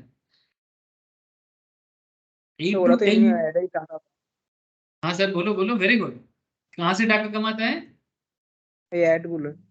थैंक यू सर, मैं यही सुनना चाहता हूँ। तो जब तुम एडवर्टाइजमेंट से इनकम करोगे, तो ऑटोमेटिक ये जो एडवर्टाइजमेंट दिया ना, इसका इसका दाम है। कभी कभी देखना फुल पेज एडवर्टाइजमेंट होता है, एक एक दिन का सर्कुलेशन का 5 लाख मैक्सिमम दाम हो जाता है बॉम्बे जैसे शहरों में। 2 लाख 2.5 लाख दाम हो जाता है फ्रंट पेज पूरा एडवर्टाइजमेंट का। और ये सब छोटा छोटा एडवर्टाइजमेंट 20,000 25,000 फ्रंट पेज में होगा तो और दाम होगा, उससे कॉस्ट निकलता है। तब जाके वो आपको इतना कम दाम में पेपर दे सकता है। तो आई होप यू अंडरस्टैंड कि किसी ना किसी तरह से कंपनी को कॉस्ट तो मैनेज करना पड़ेगा ही, नहीं तो वो कभी भी सरवाइव नहीं कर सकता। टाइम्स ऑफ इंडिया आज का कंपनी नहीं है। आज के रेट में किसी को बोलो कि भाई एक न्यूज एजेंसी खोल के दिखाए, पहले ही डर जाएगा। 1875 में बना था ये कंपनी, और still surviving. This is the headquarter, this is the headquarter opposite Chhatrapati Shivaji terminus in Mumbai. 1875 से चल रहा है और चले जा रहा है। तो मैं कहना ये चाहता हूं, सॉरी 1838, 185 ईयर्स एगो। तो व्हाट इज द पॉइंट? अगर ये कॉस्ट को मैनेज नहीं कर पाता प्रॉपरली, तो इकोनॉमिक्स का ये जो फंडा है ना, इसको अगर नहीं क्रैक कर पाता, तो कभी भी इतना लंबा समय के लिए मार्केट में टिक नहीं पाता। इसीलिए यहाँ पर बोला it is concerned with financial aspect of production. Very good sir. Advertisement से कंपनी, न्यूज़पेपर एजेंसी कमा लेता है और अपना कॉस्ट को मैनेज कर लेता है। कॉस्ट कॉन्सेप्ट को किस तरह से डिस्ट्रीब्यूट किया है उससे थोड़ा सुनो। Accounting cost and economic cost. क्या होता है अकाउंटिंग कॉस्ट, क्या होता है economic cost? Sir accounting cost relate to those cost only which involve cash payment by entrepreneur of the firm. माने भाई अगर आपका बिजनेस है, माने मैं मान रहा हूं कि आप एक एंटरप्रेन्योर हो, तो आपका बिजनेस है, ठीक है, आपका बिजनेस है, अगर आप अपने ही बिजनेस पे कैश पे खर्चा कर रहे हो ना, तो जो जो चीज आप सिर्फ कैश के थ्रू से पेमेंट कर रहे हो, सिर्फ उसी को हम लोग मेंटेन करेंगे तो वो अकाउंटिंग कॉस्ट में आएगा। और जो कैश खर्चा नहीं होगा, फिर भी वो खर्चा मानना चाहिए, उसे अकाउंटिंग कॉस्ट नहीं, उसको नॉन अकाउंटिंग कॉस्ट कहते हैं। मैं समझाता हूँ, वेट। नॉन अकाउंटिंग कॉस्ट क्या होता है? अकाउंटिंग कॉस्ट को एक्सप्लिसिट कॉस्ट भी कहते हैं, याद रखना sir. Cost of factors owned by entrepreneur himself and employed in his own business are called implicit cost. Cost of factors owned by entrepreneur himself and employed in his own business are called implicit cost. Implicit cost are also known as non-accounting cost. Sir example दो।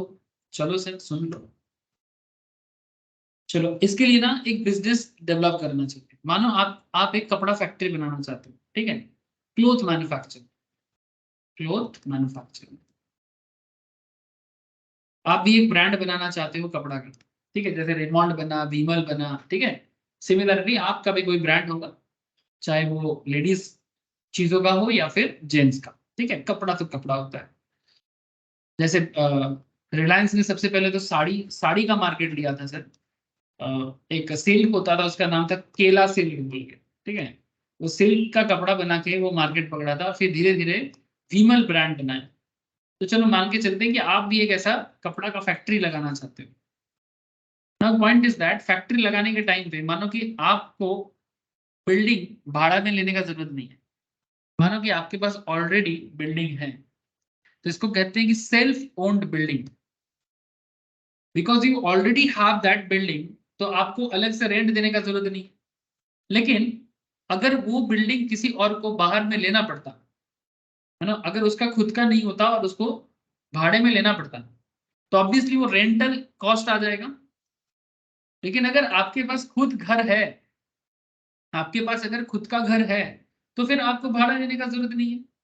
Now question is that, ये जो भाड़ा है sir, ये भाड़ा का खर्चा, मानो कि आप एक बिल्डिंग के पीछे मंथली 20,000 रेंट पे करते हो पर मंथ, और पर मंथ आपके दुकान से जो कपड़ा बनता है उसका पर यूनिट, एक एक यूनिट का दाम मान के चलता हूं सर 500 टका। तो क्या ये 500 टका का जो एक यूनिट कपड़ा का दाम है, क्या उसके अंदर 20,000 का ये रेंट का दाम इंक्लूड होना चाहिए कि नहीं होना चाहिए?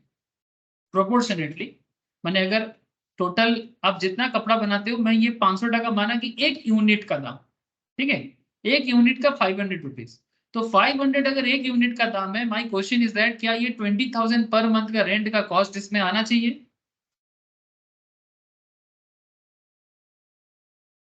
Tell me sir. हाँ sir.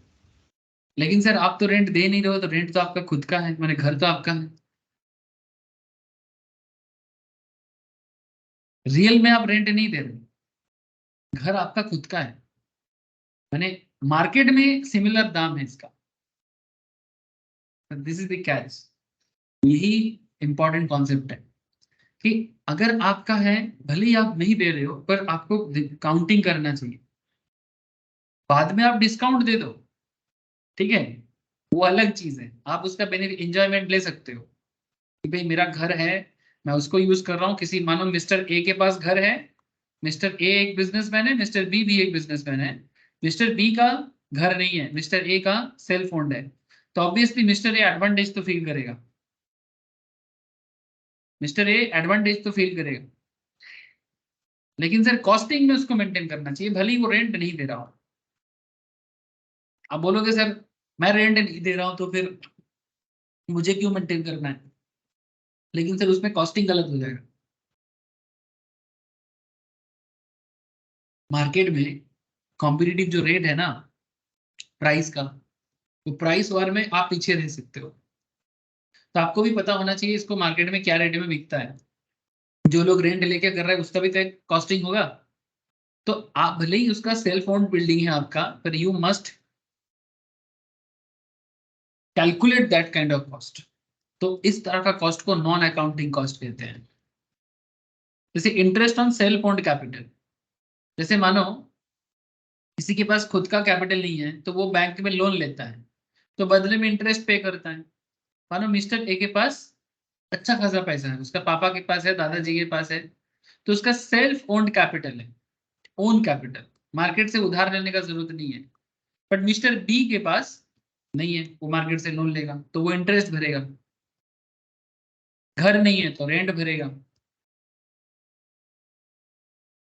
And wages of self owned entrepreneur, माने आप ना किसी को हायर नहीं कर पा रहे। मिस्टर ए मानो, मिस्टर ए जो है ये किसी को हायर नहीं कर रहे, ये खुद ही काम कर लेते हैं, ठीक है। तो वेजेस किसी को देना नहीं पड़ता, वेजेस अपने पास ही रख लेता है। Self owned entrepreneur, wages of self owned entrepreneur, माने वो खुद ही खुद को वेजेस दे देता है, क्योंकि वो खुद ही काम करते हैं अपने बिजनेस में। लेकिन मिस्टर बी मानो खुद काम नहीं कर सकता, लेबर रखता है, तो लेबर को अलग से वेजेस देना पड़ेगा। ना question is that mister A हर चीज अपने अंदर से ही कर लेता है, मिस्टर बी को हर चीज बाहर देना पड़ता है। लेकिन कॉस्टिंग में दोनों चीज को देखना चाहिए। तो वही बात कर रहा है कि मिस्टर बी हर चीज कैश में पे करता है और मिस्टर ए कैश पे नहीं कर रहा है। तो ये जो कैश पे नहीं हो रहा है ना, ये जो नॉन कैश पेमेंट हो रहा है ना, एक्चुअली ये सब पेमेंट तो है पर नॉन कैश है, मैंने यहाँ पर कहीं पर भी पेमेंट नहीं हो रहा है, बट इसको खर्चा में काउंट करना चाहिए। इस तरह का खर्चा को इम्प्लिसिट कॉस्ट या नॉन अकाउंटिंग कॉस्ट कहते हैं, जो कि मिस्टर ए के लिए लागू होता है। मिस्टर बी के लिए सारा का सारा खर्चा ही अकाउंटिंग कॉस्ट में आ जाएगा। अगर कोई भी खर्चा मिस्टर बी को भी देना नहीं पड़ेगा, नॉन कैश है, या मैंने बेसिकली खर्चा करना नहीं पड़ रहा है, तो वो भी नॉन अकाउंटिंग हो सकता है। बट मैं आशा करता हूँ कि आपका फर्क समझ में आ जाए, accounting cost and non accounting cost. Accounting cost is also known as explicit cost and non accounting cost is also known as implicit cost. क्या डिफरेंस क्लियर है सर? कह दो सर थोड़ा। ডিফারেন্সটা বোঝা গেছে? Yes, sir. Now क्वेश्चन क्या है sir? Does economic cost include both accounting cost and implicit cost? Economic में क्या हुआ सर? दोनों का दोनों कॉस्ट इंक्लूड हुआ, अकाउंटिंग कॉस्ट भी आया और इम्प्लिसिट कॉस्ट भी आया। तो इकोनॉमिक कॉस्ट किसे कहते हैं? जब अकाउंटिंग एंड नॉन अकाउंटिंग दोनों को मिला के खर्चा काउंट किया जाता है तो उसे इकोनॉमिक कॉस्ट कहते हैं। माने जो खर्चा आप कर रहे हो, माने पॉकेट से जो पैसा निकल रहा है और पॉकेट से जो नहीं निकल रहा है पर होना चाहिए था, explicit plus implicit, accounting plus non-accounting, then those cost known as economic cost। बहुत जरूरी है सर, ठीक है, इससे आपको बहुत फायदा भी होता है। और एक इंटरेस्टिंग चीज आपको मैं बताऊं, जैसे आपको लगा ना सर बहुत अच्छा, जिसको जो जिनके पास घर है और उसको बेसिकली उसको यूज कर रहे हैं, बेनिफिट तो लेना चाहिए, लेकिन प्रॉब्लम क्या है जानते हो? मैं आपको एक दूसरा पॉइंट में बात करता हूँ कि जिसका रहता है ना घर, वो बिजनेस करता ही नहीं है ज्यादातर केस में। इन जनरल अगर आप देखोगे ना, जिसके पास सब कुछ है ना वो कुछ नहीं करता, करता वही है जिसका कुछ नहीं है। जिसका कुछ नहीं है वही कुछ बना सकता है, जिसका बहुत कुछ है वो करेगा। ये डिपेंड करता है हैबिट के ऊपर। हैबिट अच्छा है तो शायद बना लेगा, बट हैबिट खराब है तो फिर नहीं करेगा। इसलिए अगर किसी के पास घर है, अगर वो शहर में रहते हैं, क्योंकि शहर में ही तो ज्यादा दाम होता है चीजों का, अब देखना वो रेंट देके अपना गुजारा कर लेगा पर बिजनेस नहीं करेगा। और जिनका नहीं है वो बाहर से आके वही घर भाड़ा लेके करते हैं। तो भले ही एडवांटेज होता है पर यही एडवांटेज उसके लिए मुश्किल बन जाता है। ना आपका एडवांटेज ही आपको खा रहेगा, ना आपका एडवांटेज ही आपको बढ़ने नहीं देगा। आपके पास घर है, आपके पास पैसा है, बट आप कुछ नहीं कर पा रहे। जिसके पास घर नहीं है, जिसके पास कैपिटल नहीं है, वही आके कुछ कर ले। सोचो जरा, हाँ सोचना, बात पे गौर करना। अच्छा, accounting cost, non accounting cost. अच्छा, इकोनॉमिक प्रॉफिट किसको बोलते हैं?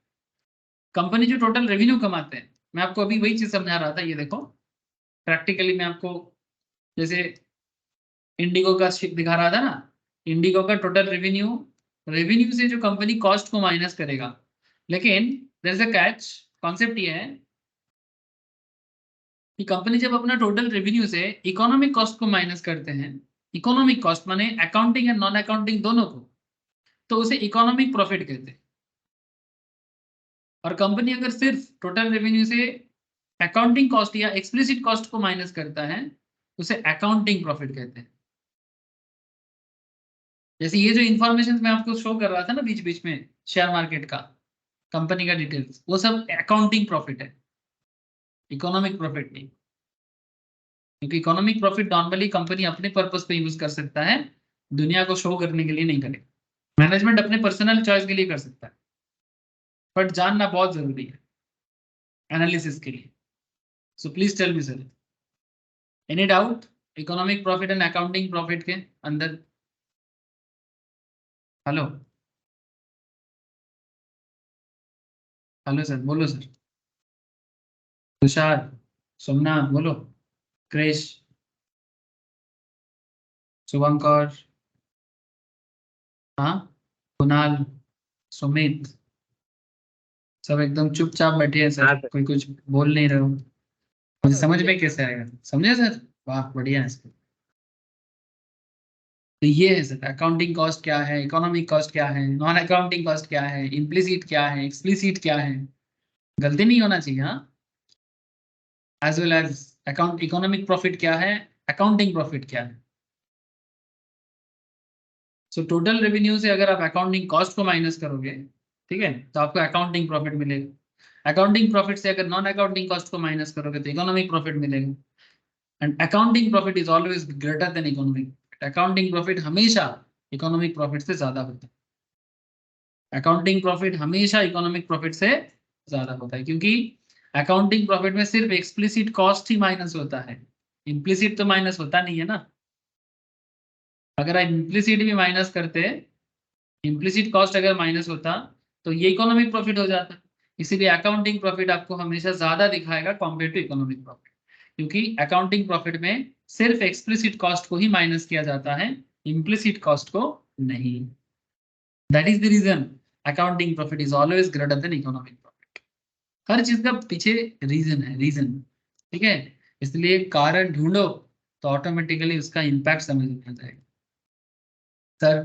सर और कितना कॉस्ट होता है सर? जैसे आपको मैं बोला आउटले कॉस्ट, अपॉर्चुनिटी कॉस्ट, ठीक है सर। आउटले माने बेसिकली खर्चा कितना कर रहे हो।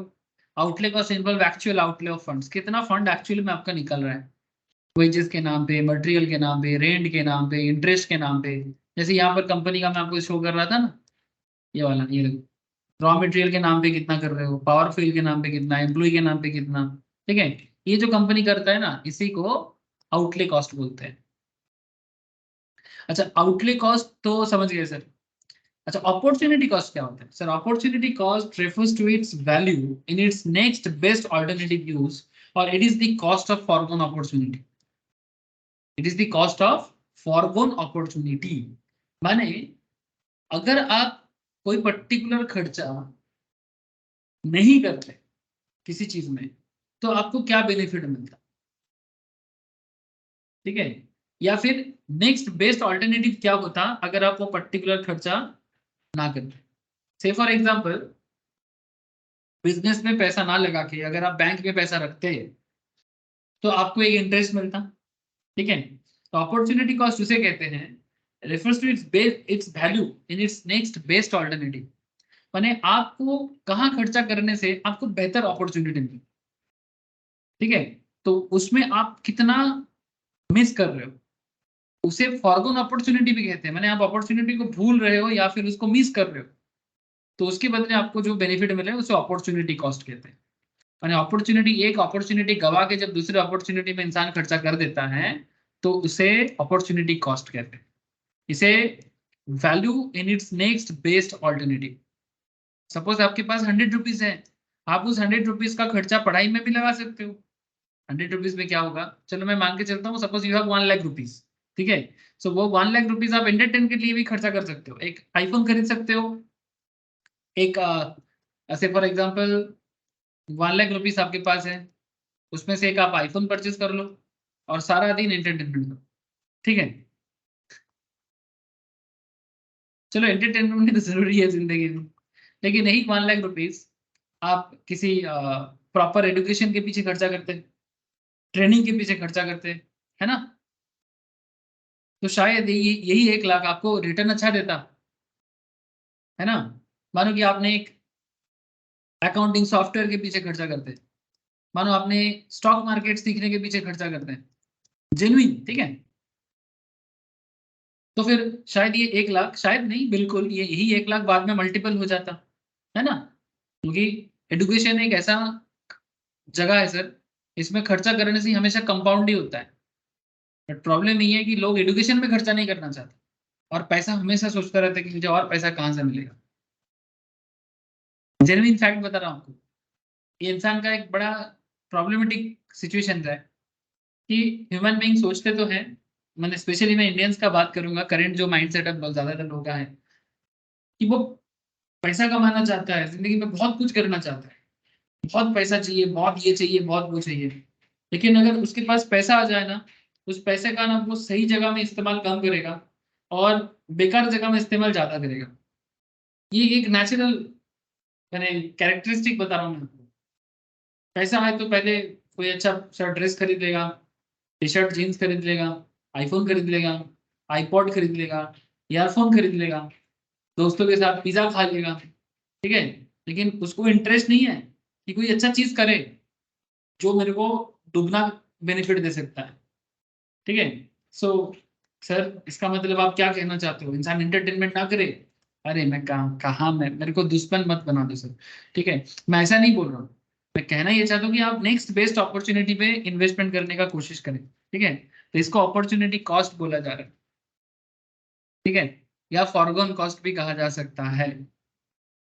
अच्छा, डायरेक्ट और ट्रेसेबल कॉस्ट, इनडायरेक्ट और non traceable cost. Direct indirect क्या होता है, जैसे जब कोई बिजनेस मटेरियल पे खर्चा करता है, लेबर पे खर्चा करता है, मैन्युफैक्चरिंग पे खर्चा करता है, ये सब डायरेक्ट कॉस्ट है। इनडायरेक्ट क्या होता है, indirect material, indirect labour, indirect expenses. जब आप लोग कॉस्टिंग टॉपिक पढ़ोगे ना इंटर या फाइनल में आके, इंटरमीडिएट में इससे ही चालू हो जाएगा। ये जो इनडायरेक्ट खर्चा है ना, इसका एक दूसरा नाम है, इसे ओवरहेड कहते हैं, ओवरहेड एक्सपेंस। सर माने माथा के ऊपर से आएगा क्या? नहीं नहीं सर, ओवरहेड माने नॉर्मल खर्चा के ऊपर और खर्चा करना पड़ता है, तब जाके बिजनेस एक्चुअल में मेंटेन हो पाता है। एग्जाम्पल के तौर पे देखो, जैसे ये इंडिगो बिजनेस ही दिखा रहा हूं मैं आपको, इसको अपना बिजनेस को एक्चुअल अगर रन करना है ना डायरेक्टली, तो रॉ मटेरियल चाहिए, पावर फ्यूल का खर्चा चाहिए, एम्प्लॉय के पीछे लेबर खर्चा करना है। लेकिन सेलिंग डिस्ट्रीब्यूशन नॉर्मल में तो जरूरी नहीं है, ठीक है, नॉर्मल में तो जरूरी नहीं है। तो raw material, power fuel, employ, ठीक है, ये सब क्या है? डायरेक्ट डायरेक्ट कॉस्ट है, ये डायरेक्ट बिजनेस चलाने का खर्चा है। बट बिजनेस को चलाने के लिए कुछ इनडायरेक्ट खर्चा भी करना है, जैसे कि सेलिंग एडमिनिस्ट्रेशन खर्चा, सेलिंग एंड एडमिनिस्ट्रेशन एक्सपेंस का खर्चा। ये फैक्ट्री में नहीं होगा, पर ये करना पड़ेगा, नहीं तो बिजनेस में प्रोडक्ट सेल नहीं होगा, लोगों को पता ही नहीं चलेगा इंडिगो के फ्लाइट के बारे में। लोग जानेगा, लोग उसके पीछे सुनेगा, मार्केटिंग देखेगा, तो जाके लोग खरीदेगा। तो उसके पीछे कंपनी का अच्छा खासा खर्चा हो जाता है सर, 2-2.5 हज़ार करोड़ एनुअल खर्चा हो जाता है। मैं इंडिगो का बात कर रहा हूँ, बाकी आपको और भी कंपनी का मिलेगा। So what is the point sir? Sir point एकदम वेरी सिंपल, एकदम सीधा साधा बात है। जो खर्चा डायरेक्टली जरूरी होता है उसे डायरेक्ट कॉस्ट या ट्रेसेबल कॉस्ट, और जो डायरेक्टली जरूरी नहीं है उसे इनडायरेक्ट कॉस्ट या नॉन ट्रेसेबल कॉस्ट बोला जाता है। मतलब जिसको ट्रेस तो नहीं कर सकते डायरेक्टली, लेकिन उसके पीछे वो होता है। जैसे आप जब इंडिगो में चढ़ते हो, आपको डायरेक्टली क्या लगेगा? भाई प्लेन में चढ़ रहे हैं, इतना बड़ा एयरपोर्ट को, एयरपोर्ट में इसको एक जगह चाहिए होता है, एयरपोर्ट में इतना बड़ा फ्लाइट रखने का भाड़ा देना पड़ता है, ठीक है, एयरपोर्ट अथॉरिटी को। या फिर इतना बड़ा एक फ्लाइट को खरीदने के पीछे मटेरियल का खर्चा आया है, पावर फ्यूल का खर्चा है, ये सब डायरेक्टली समझ में आता है। लेकिन कंपनी जो आपको मार्केटिंग किया, शायद आप उसको काउंट ही नहीं करोगे। मार्केटिंग के पीछे किसी को ब्रांड एम्बेसडर बनाया, ठीक है, तो या फिर फेसबुक में मार्केटिंग किया, गूगल में मार्केटिंग किया, ठीक है, अपने वेबसाइट में मार्केटिंग किया, ये सब लोगों को दिखता नहीं है, इसलिए इसको नॉन ट्रेसेबल बोलते हैं। इसलिए इसको नॉन ट्रेसेबल बोलते हैं इनडायरेक्ट कॉस्ट को, जिसको नॉर्मली ट्रेस करना मुश्किल होता है आम आंखों में, बट करना है, छुपा हुआ खर्चा है, इट्स मैंडेटरी ऑल्सो। इसको कहते हैं indirect as well as direct cost. Sir इसके अलावा एक फिक्स्ड एंड वेरिएबल नेचर का भी कॉस्ट होते हैं।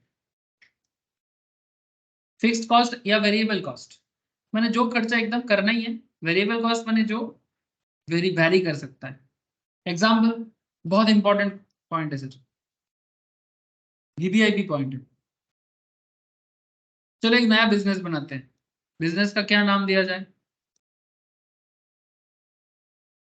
सर पिज्जा का एक ठेला लगाएंगे, ठीक है, पिज्जा वेंडिंग मशीन चलेगा, पिज्जा शॉप, चलो नियर मी।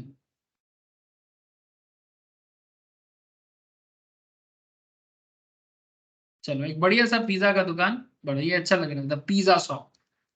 सर ये पिज्जा शॉप अगर आपको बनाना है, सर बनाओगे? चलेगा चलेगा, बिल्कुल चलेगा। बिरयानी पिज्जा यही सब लोग खाते हैं, ठीक है, अच्छा चीज खाता नहीं है कुछ, जो खा के कॉन्स्टिपेशन हो वही अच्छा खाना होता है। अच्छा देखो, मानो ये पिज्जा का दुकान आप बनाना चाहते हो, इसमें आपका एक फिक्स नेचर का खर्चा है और एक वेरिएबल नेचर का खर्चा है। कोई मुझे बताओगे सर फिक्स नेचर का खर्चा क्या हो सकता है पिज्जा दुकान में? मैंने जो वो करना ही पिज्जा पड़ता है। Making machine. Pizza making machine, हाँ, वन टाइम कॉस्ट है बिल्कुल, मशीन का दाम बिल्कुल। मंथली हिसाब से बोलो ना, रिकरिंग रिकरिंग फिक्स खर्चा, रिकरिंग फिक्स खर्चा, rent, sir rent, rent, very good sir. तो मशीन का कॉस्ट, रेंट का electricity bill, cost, electricity vary कर सकता है,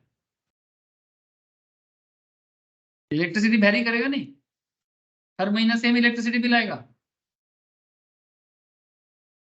हाँ सर, नहीं, फिर टेलीफोन बिल,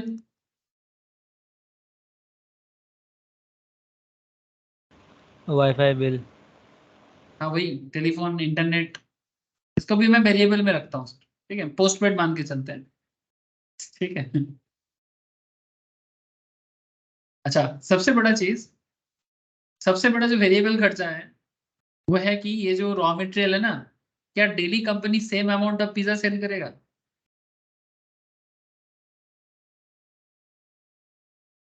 हाँ सर, मतलब क्या कंपनी गारंटी दे नहीं सकता है कि मैं डेली में 100 पिज्जा सेल करूंगा? ये गारंटी कोई ले सकता है? नहीं सर। हाँ सर। तो किसी दिन 100 पिज्जा सेल होगा, तो किसी दिन 50 पिज्जा सेल होगा, किसी दिन 30 भी हो सकता है, किसी दिन ना भी हो सकता है। ठीक है, किसी दिन 10, किसी दिन 5। तो आप मुझे बताओ, ये जो टॉपिंग होता है ना पिज्जा के ऊपर, ठीक है, ये जो सुंदर सुंदर चीज इसमें दिया जाता है, मशरूम, चिकन, या फिर क्या बोलते हैं, पनीर, ऑलिव, ठीक है, कैप्सिकम, टमाटो, ठीक है, जो भी चीजें, ठीक है, और भी क्या क्या सब देते हैं, मेरे को हर चीज का नाम नहीं पता। पॉइंट इज दैट ये सबका दाम है, बहुत दाम है। तो ये जो भी रॉ मटेरियल्स पिज्जा बनाने के लिए चाहिए, या फिर पिज्जा का बेस, मैदा, हाँ, तो अगर आपका डेली पता नहीं सेल कितना होगा, तो ये वेरी करेगा। तो ये सब वेरिएबल कॉस्ट का पार्ट है। लेकिन आप किस दिन 5 पिज्जा बेचोगे, किस दिन 10 पिज्जा बेचोगे, किसी दिन 30 पिज्जा बेचोगे, किसी दिन 100 पिज्जा बेचोगे, इसके साथ मशीन का कोई लेना देना नहीं है, इसके साथ रेंट का भी कोई लेना देना नहीं, वो तो आपको भरना ही है। अगर ये शॉप को आपने 20,000 पर मंथ का रेंट देना है, तो ये तो आपको देना ही पड़ेगा, ये तो आपको देना ही पड़ेगा। मशीन जो आपने मानो खरीद के लाया, से फॉर एग्जांपल 5 लाख रुपीस का मशीन सर, वो तो आपको पहले ही खर्चा करना पड़ा। लेकिन डिलीवरी रेगुलर कॉस्ट भी होगा। डिलीवरी कॉस्ट भी वेरिएबल में जाएगा ना? हाँ। Thank you. वेरिएबल, क्योंकि रेगुलर डिलीवरी सेम थोड़ी होगा। तो जिस दिन डिलीवरी होगा उस दिन डिलीवरी का कॉस्ट है। 100 डिलीवरी में सर 100। सैलरीज होगा ना फिक्स्ड में? हाँ, सैलरी फिक्स में जाएगा सर, बिल्कुल सैलरी फिक्स में जाएगा। अगर आप आपके दुकान में अगर 2 लोग काम करते हैं, उनका सैलरी तो फिक्स्ड है। बिल्कुल, एकदम कॉमन सेंस लगाओ, सब पता लग जाएगा। Very good sir.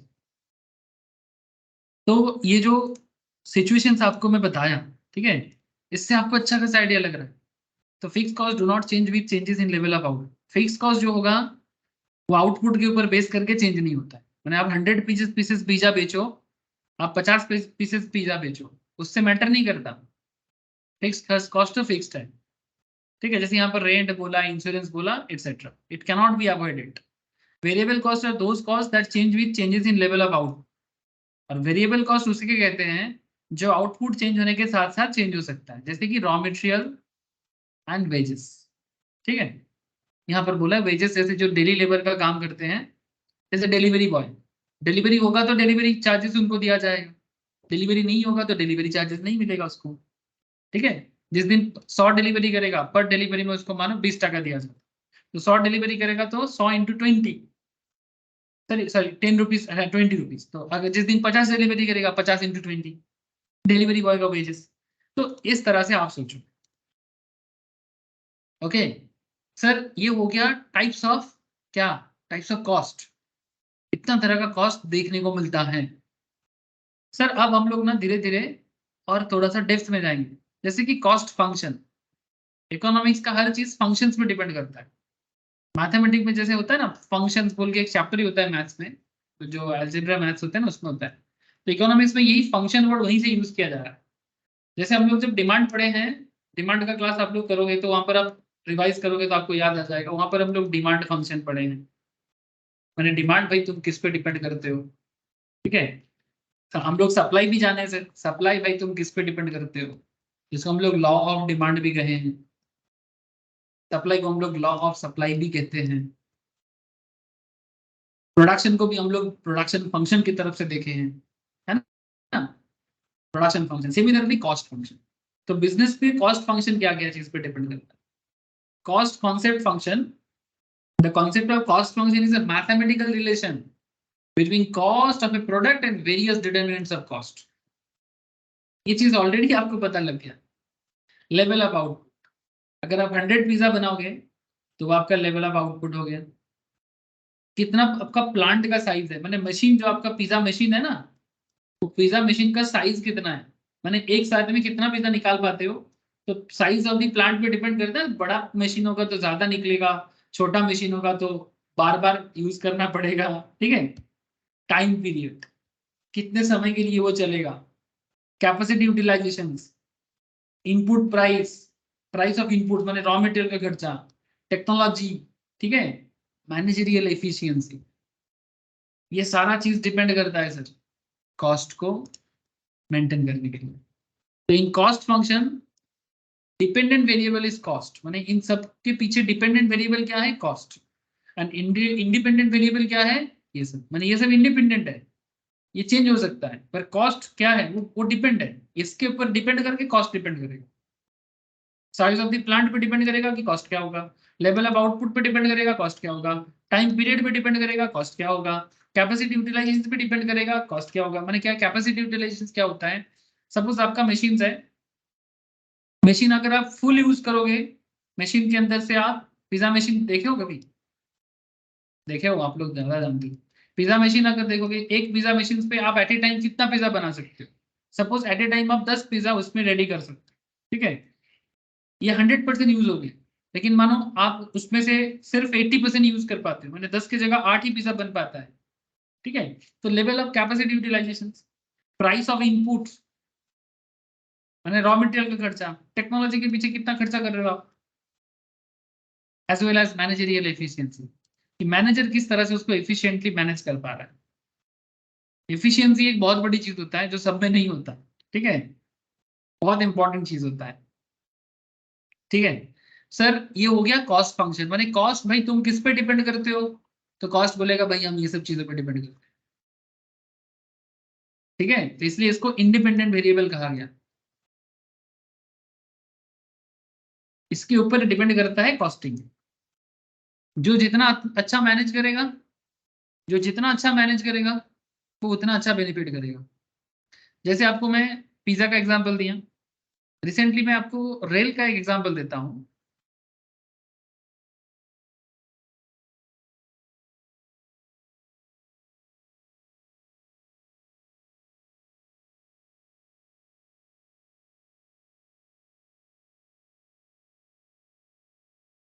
मैं जो ढूंढ रहा हूँ आई डोंट नो मैं आपको बता पाऊंगा कि नहीं। हाँ, ये वाला सर, ये ना रिसेंटली एक कोच बना है सर हमारे यहाँ पर। ये पहले ऐसा नहीं था, ये धीरे धीरे बन रहा है। इसका नाम दिया सर लिंक हॉफमैन बोश बोल के, जर्मनी का एक कोच पैटर्न है। ये इस तरह का जो कोच कोच है ना सर, इसका कॉस्टिंग काफी कम है, कॉस्टिंग कम है, और ये ना ट्रेन का स्पीड डेवलप कर रहा है। जैसे ऑटोमेटिक स्लाइडिंग डोर जगह बचा रहा है, ठीक है, मैनुअल या ऑटोमेटिक पिवोट हिंज डोर्स, जैसे ये वंदे भारत एक्सप्रेस में भी यूज किया गया है। स्पीड ज्यादा होगा ट्रेन का, नॉर्मल ट्रेन अगर 100 किलोमीटर स्पीड में चलता है, तो ये इस तरह का बॉगी अगर ट्रेन में रहेगा ना, तो वही ट्रेन 133 किलोमीटर स्पीड में चल सकता है। सेम मैंने बेसिकली ट्रैक पे वही ट्रैक होगा, पर इसमें स्पीड ज्यादा मिलेगा, 130 किलोमीटर, 160। इवन तेजस एक्सप्रेस का कोच देखा गया है सर, ये वाला ट्रेन जो इंडिया का फर्स्ट प्राइवेट ट्रेन माना गया है, इसके अंदर एयर होस्टेस भी जैसे रेल होस्टेस होता है। ठीक है, तो ये 200 किलोमीटर पर आवर तक भी चल सकता है अगर इंडियन ट्रैफिक सिस्टम रेलवे का साथ देते। तो मैं कहना क्या चाहता हूँ कि पहले पुराने जमाने में जो रेल का कोच होता था, जो आज भी बहुत सारा रेल ऐसा चलता है, बट ये जो कोच है ना, इस कोच में ट्रेन का ऑपरेटिंग कॉस्ट कम हो रहा है और स्पीड बढ़ रहा है। तो स्पीड बढ़ेगा तो उसी ट्रैक पे रेलवे ज्यादा से ज्यादा ट्रेन चला पाएगा। ठीक है, तो ये बहुत इंटरेस्टिंग चीज है। आप मतलब आपको मैं क्या बताऊं, मैंने रेल को समझना है तो एक अलग ही पढ़ाई करना है, और रेलवे से सीखना चाहिए कि कॉस्ट कैसे मैनेज करना चाहिए। करेंटली हमारे देश में इंडिया रेल कोच फैक्ट्री में कापुरथला में बनता है सर, इंटीग्रल कोच फैक्ट्री में। ठीक है, कितना भी मॉडर्न कोच बन रहा है, और ये कोच पे डिपेंड करता है कि रेल कितना अच्छा सर्विस दे पाएगा, कितने अच्छे से कम जगह में ज्यादा लोगों को फैसिलिटीज दे पाएगा, कॉस्टिंग भी कम होगा, रेल का स्पीड भी बढ़ेगा, एज वेल एज मतलब मॉडर्न फैसिलिटीज भी दे पाएगा। तो ये सारा चीज मायने रखता है। ये इस तरह, ये इस तरह का अभी सारा सुपरफास्ट एक्सप्रेस ट्रेन ऐसा हो गया है। आई थिंक आप लोग चढ़ चुके हो। हाँ सर, समझ गए हैं ना आप लोग। इवन हमारे कोच इंडिया से हम लोग बांग्लादेश वगैरह को क्या कर रहे हैं जानते हो?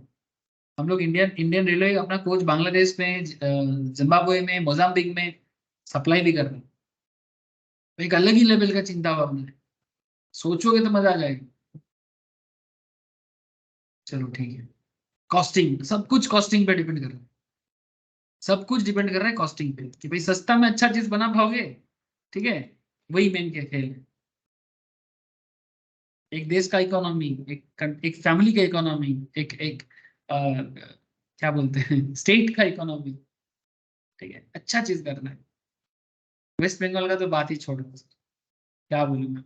आपको पता है वो ताजपुर में ममता दीदी ने अदानी को डील दिया था, वो कैंसिल हो गया। हाँ सर, खबर मिला आपको? थोड़ा बहुत रखा करो। अदानी ग्रुप को पोर्ट बनाने के लिए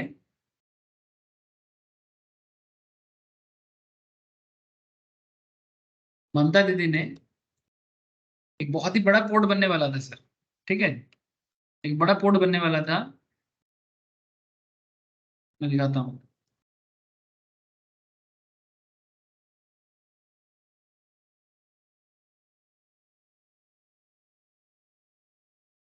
क्या खबर में था?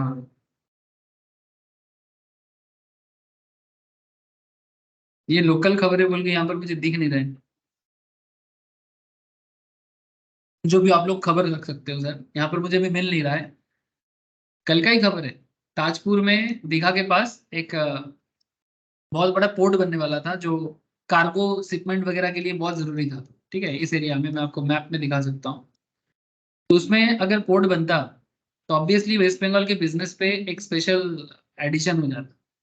वेस्ट बंगाल के बिजनेस में और एक एडिशन हो जाता, यहाँ पर बनता सर, इस एरिया में। दीघा और मंदारमनी के बीच में है ताजपुर। ये एरिया पोर्ट बनाने के लिए, डीप वाटर एक पोर्ट यहाँ पर बनने वाला था, क्योंकि यहाँ का समुद्र थोड़ा डेप्थ है, और इसमें अदानी को डील मिला था, डील पक्का हो गया था। बट ये रिसेंटली वो मोमो मोइत्रो बोल के एक एमपी है ना, वो अदानी के पीछे लगा हुआ है। I don't understand.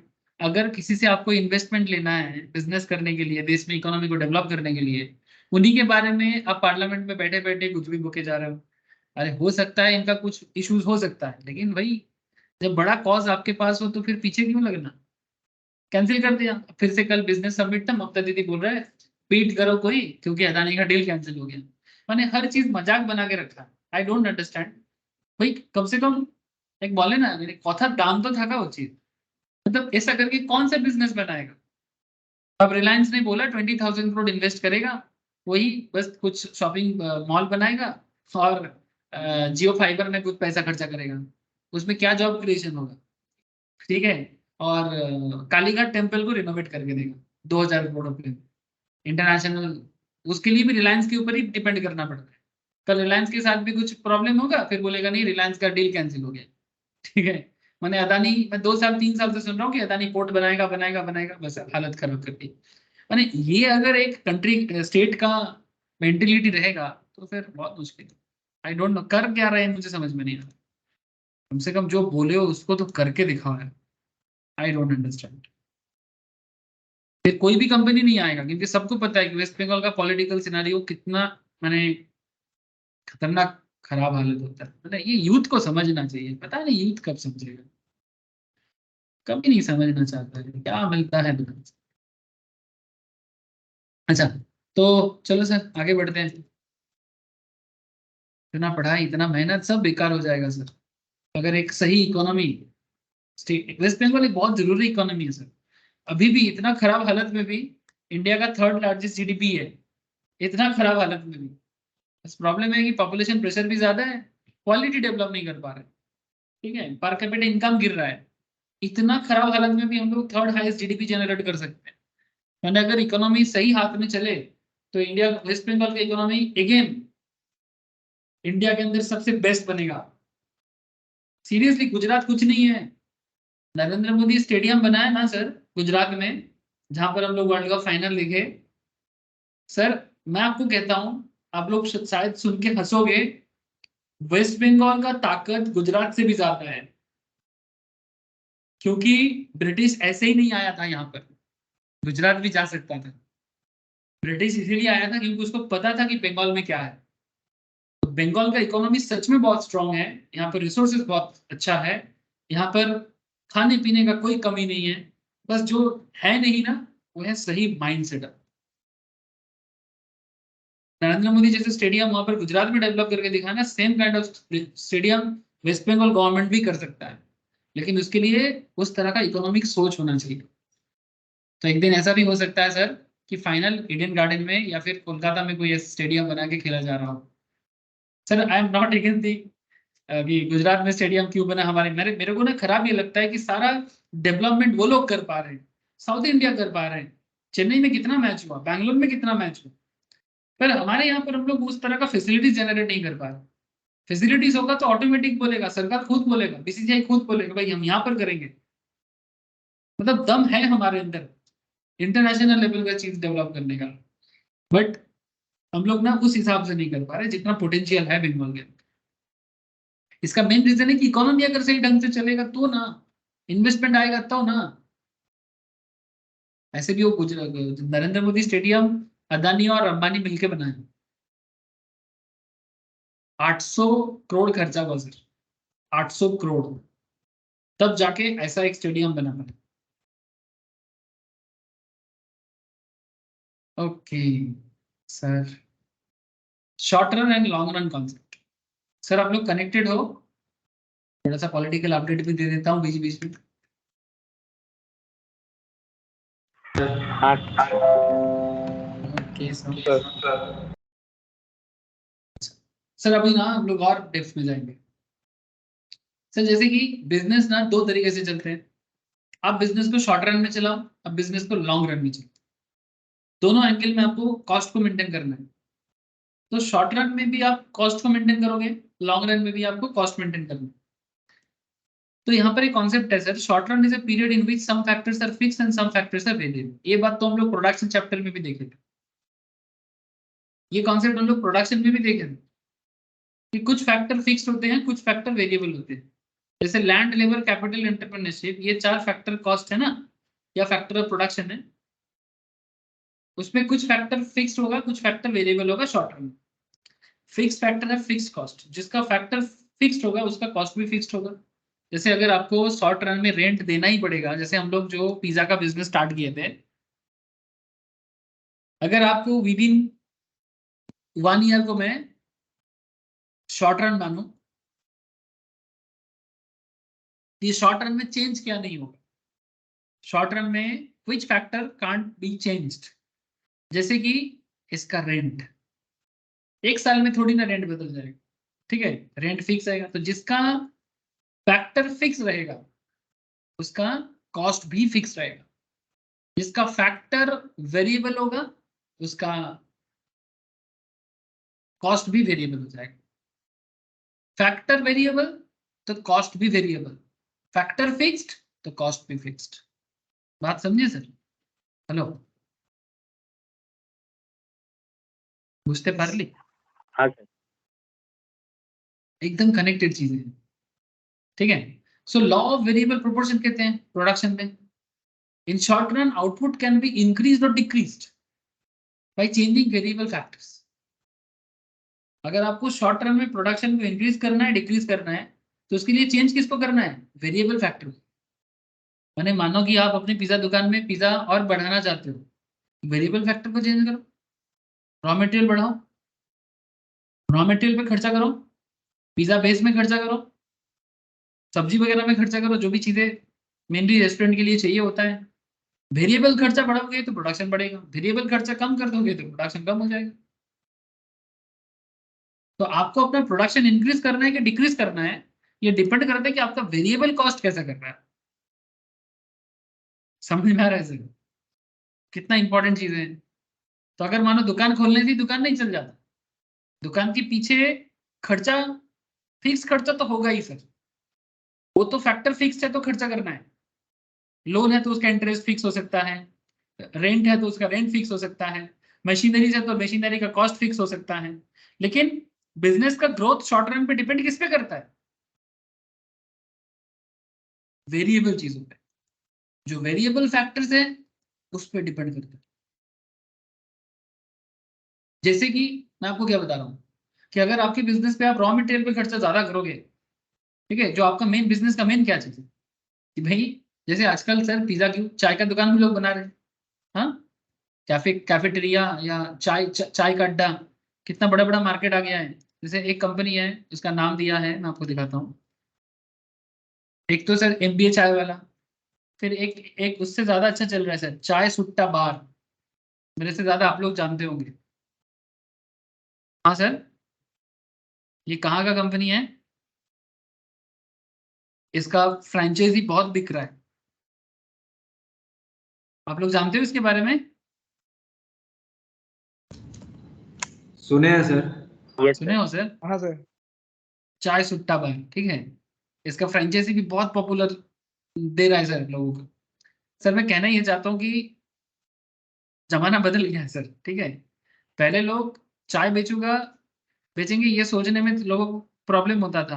आजकल माइंड सेटअप चेंज हो रहा है यूथ का, यूथ बदल रहे हैं, अपने होम टाउन में वापस जा रहा है, ठीक है। बैंगलोर में पड़े रह गए, 50,000 का नौकरी करने से होम टाउन में रह के 30,000 कमाना ज्यादा अच्छा मान रहा है, ठीक है। तो काफी लोगों का मेंटेलिटी चेंज हो रहा है, तो बन रही है सब चीजें। तो सिंपल बात कर रहा हूँ सर, चाहे आप पिज्जा का दुकान करो या चाय सुट्टा बार बनाओ, जो करना है करो, ठीक है। लेकिन पॉइंट इज दैट कि आपको फोकस करना है बिजनेस की ग्रोथ पे। जैसे मुझे आजकल खबर मिला, एग्जैक्टली देखो, पब्लिक कंपनी नहीं होने से ना अंदर का खबर निकालना मुश्किल है, क्योंकि प्राइवेट कंपनी कभी भी अपना डिटेल्स लीक नहीं करता है। जैसे एक कंपनी है एमबीए चाय वाला, तो मुझे खबर मिला है कि एमबीए चाय वाला का बिजनेस उतना अच्छा चल नहीं रहा है, ठीक है। मुझे ऐसा खबर मिला है, I don't know exactly, because private business है, एग्जैक्टली कहना मुश्किल है, ठीक है। बट मैं सुन रहा था कि इसका मार्केटिंग जितना हुआ, ठीक है, ऐसे ये बहुत अच्छा माने मोटिवेशन स्पीच देता है, पिचिंग पावर इसका, माने पिचिंग पावर अच्छा है इसका, अच्छा लोगों को बताते हैं, कन्विंस करते हैं। बट कहीं ना कहीं इसका बिजनेस मॉडल को लेकर अभी ये थोड़ा सा चिंता में पड़ेगा। मुझे ऐसा सुनने को आया है, ठीक है, मैं डेफिनेटली नहीं बोल सकता, सुनने को आया, आई डोंट नो। बट मैं आपको जस्ट एक रैंडम बता रहा हूँ, हो सके तो आप लोग मैंने रिसर्च करके मुझे अपडेट दे सकते हो, ठीक है। प्रफुल्ल, क्या नाम है इनका, प्रफुल्ल बिल्लोरे, है ना, गुजराती बंदा है। तो what is the point sir, very idea इनका भी बड़ा मस्त है, आइडिया इनका भी बड़ा मस्त है। तो अभी आइडिया पे टिकना है, आइडिया पे इनको क्या करना है, मूव ऑन करना है। तो अगर इनको अपने आइडिया को मूव ऑन करना है, तो ऑब्वियसली इनको कॉस्ट वगैरह को ठीक ठाक से मेंटेन करना चाहिए। जैसे और एक नाम बताता हूँ, एक एजुकेशनल हमारे लाइन का ये है, एजुकेशनल लाइन का बाइजू बोल के कंपनी है ना सर, बाइजूस का रिसेंटली बड़ा प्रॉब्लम हुआ, इसका अकाउंटिंग रिलेटेड मैटर में बड़ा प्रॉब्लम हो गया। और सिर्फ अकाउंटिंग इशू, चार्टर्ड इंस्टीट्यूट ने इनके अगेंस्ट में काफी सारा क्वेश्चन अराइज किया, ठीक है। फंडिंग इशू में प्रॉब्लम है कि जो फंड इनको मिला ना, जो फंड इनको मिला, ठीक है, वायलेटिंग फॉरेन फंडिंग लॉज, इनको पे करने के लिए बोला गया है 9,000 करोड़। बाइजू बहुत बुरी तरह से फंस गया। कहते हैं एक बात कि जल्दी का काम शैतान का, इतना जल्दबाजी नहीं करना चाहिए था। Ravindran Byju seriously very talented person, very good teacher, बहुत अच्छा पढ़ाते हैं। मैं इनका टीचिंग भी देखा हूँ, सुना हूँ। कभी स्टेडियम रेंट पे लेके भी पढ़ाना पड़ा, इतना स्टूडेंट आता था इनके पास। लेकिन इतना फंडिंग जो मिला ना, ये इतना जल्दबाजी कर दिया और फंड को मैनेज नहीं कर पाया। फंड मैनेज क्यों नहीं कर पाया, बिकॉज वही problem is with the costing. और आज इतना प्रॉब्लम में है कि अभी फॉरेन फंड का जो लॉ है उसको भी वायलेट किया है ऐसा। सी इंस्टीट्यूट तो है ही, ऑडिटी पे प्रॉब्लम में फंस गया, बाकी गवर्नमेंट रिलेटेड मैटर में भी प्रॉब्लम है। आई डोंट नो, आशा करता हूँ जल्दी जल्दी प्रॉब्लम से निकल जाए और अपने कोर एरिया में फोकस कर पाए, ठीक है। क्योंकि मैं अच्छा ही चाहूंगा सर, एक अच्छा बिजनेस आइडिया है, एक अच्छा बिजनेस मॉडल है, एक अच्छा काम है, ठीक है, क्योंकि वैल्यू एडिशन करता है। लेकिन अगर वैल्यू एडिशन की जगह ये मुश्किल पैदा करता है तो बहुत खराब होगा सर। तो चाहूंगा तो ठीक ठाक हो जाए, पर जो प्रॉब्लम क्रिएट हुआ है इसको तो भुगतना पड़ेगा, ठीक है। तो again it's economic failure, again एक इकोनॉमिक इश्यूज है। इतना बड़ा एक एंटरप्रेन्योर, मैं नहीं चाहता कभी भी इतना बुरा हालत हो, क्योंकि लोगों का इंस्पिरेशन खराब हो जाएगा। सो पॉइंट एकदम सिंपल, कि in short run output can be increase और decrease by changing variable factors only, but fix factors can not be varied. Short run में आप फिक्स फैक्टर को वेरी नहीं कर सकते। रोज रोज शॉर्ट रन में आपका मशीन नहीं आ सकता, रोज रोज आपका रेंट नहीं बढ़ेगा, रोज रोज आपका बैंक लोन का इंटरेस्ट नहीं बढ़ जाएगा। तो शॉर्ट रन में फिक्स फैक्टर का कॉस्ट फिक्स रहेगा, वेरिएबल फैक्टर को चेंज कर सकते हो आप, और उसी के ऊपर बेस करता है कि शॉर्ट रन में बिजनेस का ग्रोथ। अब आ जाते हैं sir long run. Long run बने अगर आपका दुकान आप थोड़ा लंबा समय के लिए सोचते हो, 1 साल नहीं सर, अब आपको थोड़ा सा लंबा समय के लिए चलना है, टेस्ट खेलना है, ठीक है, वनडे T20 नहीं।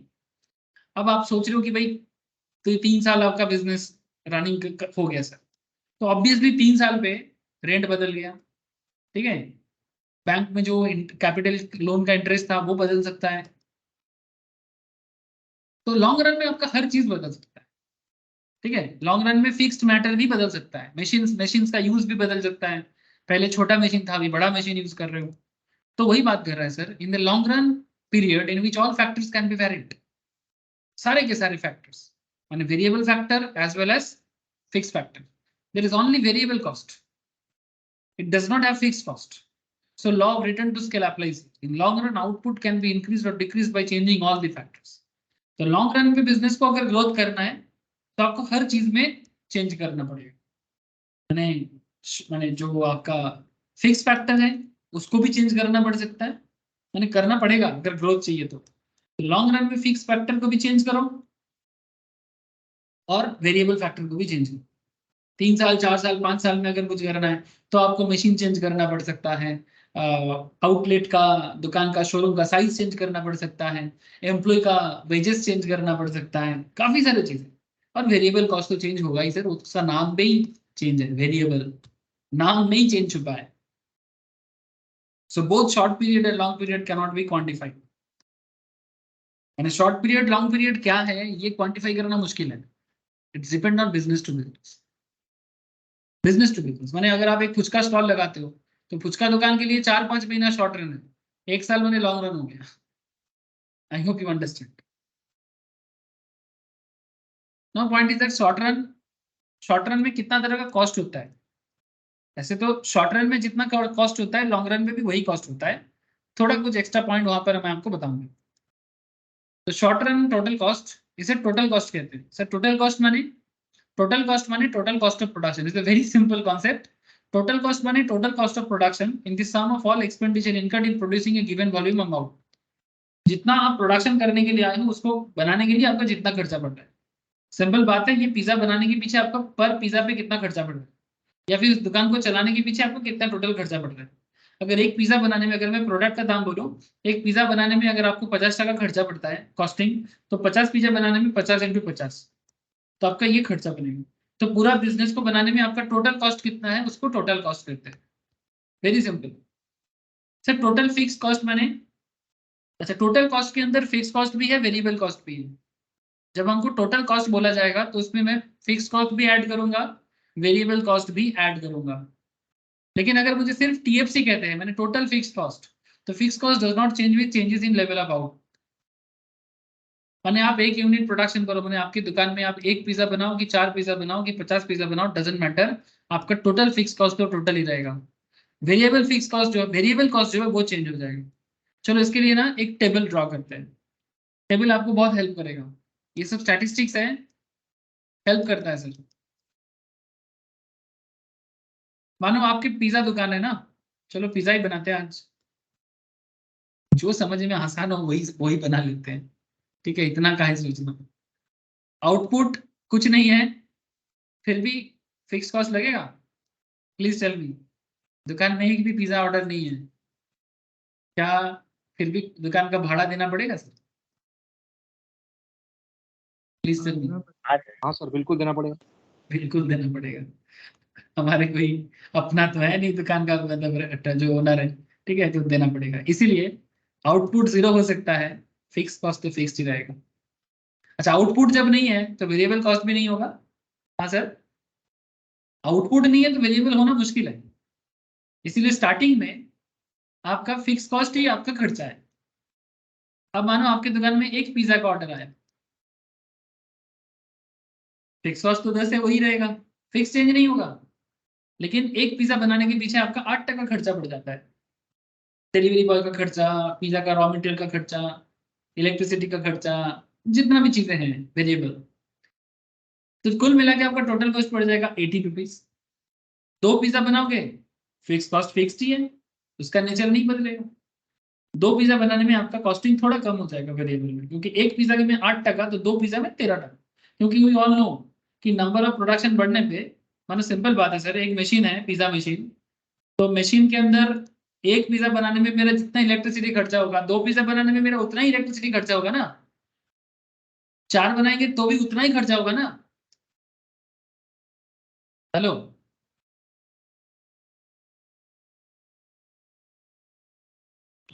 है सर। एग्जैक्टली। तो इसका मतलब क्या हुआ, इसका मतलब ये हो जा रहा है ना कि नंबर ऑफ प्रोडक्शन जितना ग्रो करेगा, वेरिएबल खर्चा उतना कम होता रहेगा एवरेज में, एवरेज कॉस्ट गिरेगा। जो भी हो उस पर बाद में बात करते हैं, एवरेज कॉस्ट का भी पॉइंट आएगा सर।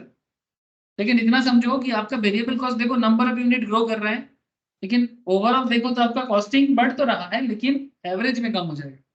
जो भी हो, नंबर ऑफ यूनिट बढ़े जा रहा है, वेरिएबल कॉस्ट भी बढ़े जा रहा है, नंबर ऑफ यूनिट बढ़े जा रहा है, वेरिएबल कॉस्ट भी बढ़े जा रहा है।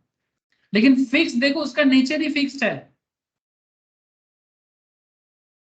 वो फिक्स्ड ही रहेगा, पत्थर की लकीर है, चेंज नहीं कर सकते।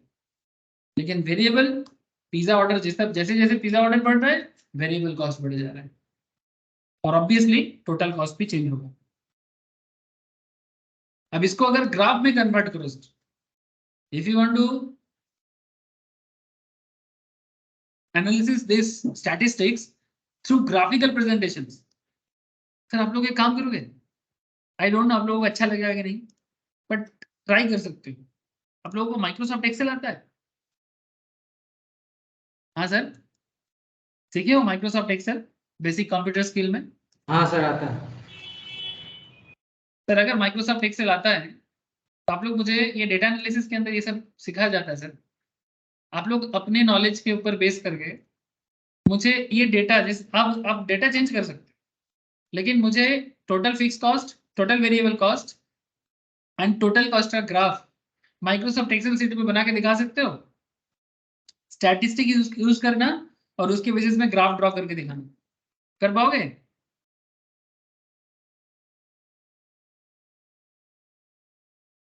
हाँ सर, ट्राई कर सकते हैं सर। ट्राई ट्राई कर करके सकते मुझे सर, दिखाना, इंटरेस्टिंग लग रहा है। ठीक है? Please must try sir. Microsoft Excel में मुझे भी इतना, अभी मैं तो काफी पहले किया था, मैं आजकल उतना यूज नहीं करता, बट मैं आप लोगों को बता रहा हूँ, आप लोग ना ये सब एडवांस एक्सेल में जरूरी हो जाता है। हो सके तो आप लोग गूगल करो, जो करना है करो, ठीक है? आई डोंट हैव इशू, मुझे बस आप लोगों का नॉलेज को एक्सपेंड करने का इच्छा है। तो आप लोग एक काम कर सकते हो, जैसे मेरे पास माइक्रोसॉफ्ट एक्सेल का एक वेब कॉपी है, MS एक्सेल का। अगर किसी के पास ओरिजिनल नहीं है ना, तो उसको भी एक चीज अब मैं बता देता हूँ। आप लोगों के पास अगर माइक्रोसॉफ्ट एज होगा ना, अगर मानो आप किसी के पास कंप्यूटर पे माइक्रोसॉफ्ट एक्सेल नहीं है, तो वो ना एज में जा सकते हो, दिखाता हूँ। एज में जाके, मैंने माइक्रोसॉफ्ट में जाके, माइक्रोसॉफ्ट का जो वेब पेज है ना, उसमें ना आपको मिलेगा, ये देखो यहाँ पर माइक्रोसॉफ्ट 365 दिख रहा है ना, इसके अंदर जाके आपको फ्री में भी यूज करने को मिलेगा। जानते थे आप लोग ये चीज? कोई बोलता है ना मेरे कंप्यूटर में नहीं है, तो अगर नहीं है तो कोई बात नहीं, आप ऑनलाइन में आपको मिल जाएगा, बस नेट का जरूरत पड़ता है इसको यूज करने के लिए, ठीक है? जस्ट यहाँ पर जाओ, बस एक माइक्रोसॉफ्ट अकाउंट ओपन करो, ठीक है, और इस पे एंटर कर लो। अच्छा, पावर पॉइंट भी यूज कर सकते हो, लेकिन सर मेरे हिसाब से एक्सेल में करने का ज्यादा अच्छा रहेगा, डेटा को पुट करने का, ठीक है? तो आप कोई भी डेटा लो और उसको पुट करके मेरे को ये TC, TVC and TFC draw करके दिखाना, ठीक है? तो यहाँ पर आप देखो क्या हुआ सर, नेचर को समझना। फिक्स कॉस्ट का नेचर क्या है? फिक्स कॉस्ट तो फिक्स्ड रहेगा ना, तो आपका जो 10 रुपीज करके कॉस्टिंग पड़ेगा, ये 10 रुपीज करके कॉस्टिंग आपका, ये जो 10 रुपीज का कॉस्ट है ये तो फिक्स्ड है। तो आप ना एक्स एक्सिस ड्रॉ करना, वाई एक्सिस ड्रॉ करना, ठीक है? ग्राफिकल जैसे होते हैं, तो इसमें एक साइड में कॉस्ट को ड्रॉ करना, दूसरे साइड में आउटपुट को ड्रॉ करना, ठीक है? और फिर इधर आप आउटपुट बढ़ाते जाओ। ये जो आउटपुट है आपका पिज्जा का, तो एक pizza, 2 pizza, 4 pizza, 6 pizza, 8 pizza, 10 pizza, ठीक है, मैक्सिमम जितना दे सकते हो। माने एक डेटा पहले फाइंड आउट कर लेना। अब 9 की जगह 20 भी हो जाए तो क्या फर्क पड़ता है, वो डिपेंड करता है, बड़ा हो जाएगा और कुछ नहीं। जब कंपनी का जैसे नीड होता है कंपनी वैसा करता है। अब इसमें मिनिमम आपका खर्चा 10% है, तो उसको 10 में 0 और 20 के बीच में फिक्स कर दो। फिर 20, 40, 60, 100 तक का आप जाओ, क्योंकि आपका मैक्सिमम कॉस्ट 93 गया है, तो इसलिए मैक्सिमम आप 100 तक जा सकते हो। टोटल कॉस्ट आपका, अब इसमें देखो कि टोटल फिक्स कॉस्ट को मैंने फिक्स कर दिया ना यहाँ पर 10 में। अब इसके ऊपर आप एक चीज देखना सर, आपका जो टोटल वेरिएबल कॉस्ट है, पहले तो वो 0 था क्योंकि आपका प्रोडक्शन नहीं था, लेकिन फिक्स कॉस्ट आपका पहले से ही था, क्योंकि दुकान खुले हो तो फिक्स खर्चा करना पड़ेगा। इसीलिए देखो ये 0 से चालू हुआ है और फिर धीरे धीरे इसका ग्रोथ हुआ है। जैसे जैसे प्रोडक्शन बढ़ता गया वैसे वैसे वेरिएबल कॉस्ट बढ़ता गया। और ये टीबीसी एंड टीएफसी दोनों को ऐड करके आपका टोटल कॉस्ट बाद में बना, जो इससे थोड़ा हाई रेंज में हो। बोलो sir, any doubt? Graphical presentations में किसी को मन में ये हो सकता है कि सर टीबीसी 0 से क्यों चालू हुआ और टोटल कॉस्ट इधर से क्यों चालू हुआ, क्योंकि टोटल कॉस्ट का मिनिमम कॉस्टिंग तो 10 से था ही ना। ये जो भी मैं ग्राफ में शो कर रहा हूं आपको, ये तो एज पर स्टैट है ना। तो स्टैटिस्टिक्स में तो मेरा मिनिमम टोटल कॉस्ट 10% है, क्योंकि बिजनेस स्टार्ट करेगा तो मेरा 10% खर्चा है ही। मानो कि 10,000 मेरा रेंट है, तो 10,000 तो मुझे खर्चा करना ही है, इसीलिए स्टार्टिंग टोटल कॉस्ट तो 10,000 है ही मेरा, इट्स ऑलरेडी देन। लेकिन वेरिएबल कॉस्ट 0 से चेंज होते होते बढ़ेगा, और फिक्स नेचर का जो है वो तो मेरा होता रहेगा, इसलिए उसको पहले ही फिक्स कर दो। तो इन दोनों पे डिपेंड करता है, टीबीसी एंड टीएफसी पे भी आपका टोटल कॉस्ट कैसे होगा।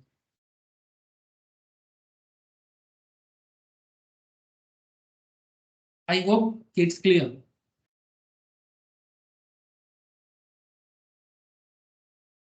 हाँ बोलो सर।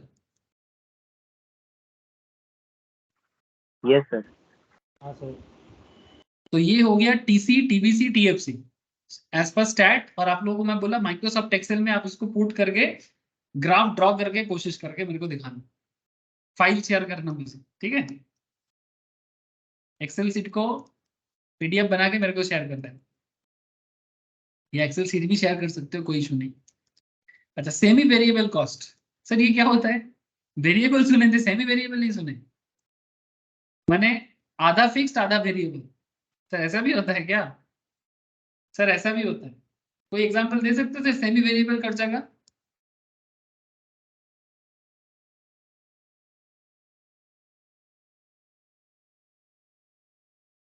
Any idea?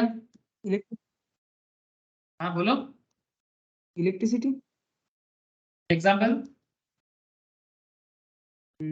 जैसे मेसिन, মেশিনে পিজ্জা কি হয়? মেশিন। পিজা মেশিনে সেমি ভেরিয়েবল কিভাবে হচ্ছে সেটা তো বোঝা। तो सैलरी नहीं होगा सर, सैलरी? কেন স্যালারি কেন হবে? मतलब वो सैलरी काम पे बेसिस पे देंगे अगर तब। या ऐसा कुछ होता है क्या, कुछ थोड़ा सा फिक्स थोड़ा सा वेरिएबल, थोड़ा सा फिक्स थोड़ा सा वेरिएबल, ऐसा होता है? Sir telephone expense. हाँ टेलीफोन बोल सकते हो सर। तो जैसे मानो टेलीफोन लाइन में एक रेंटल देना पड़ता है, भले ही आपका फोन का बिल हो ना हो। एक जैसे मानो 300 टका का एक रेंटल होता है, वो देना ही है। तो फिक्स नेचर का हो गया 300 टका। इसके ऊपर आप जितना बात करोगे उसके ऊपर आपका एक वेरिएबल खर्चा, मैंने अगर बात ना भी करोगे तो भी 300 देना है। इसका एक बेस्ट एग्जांपल देते हैं आपको। कोलकाता में बस में चढ़े हो सर? Local bus. हाँ सर। कोलकाता बस में चढ़ने से एक मिनिमम फेयर देना पड़ता है, कितना?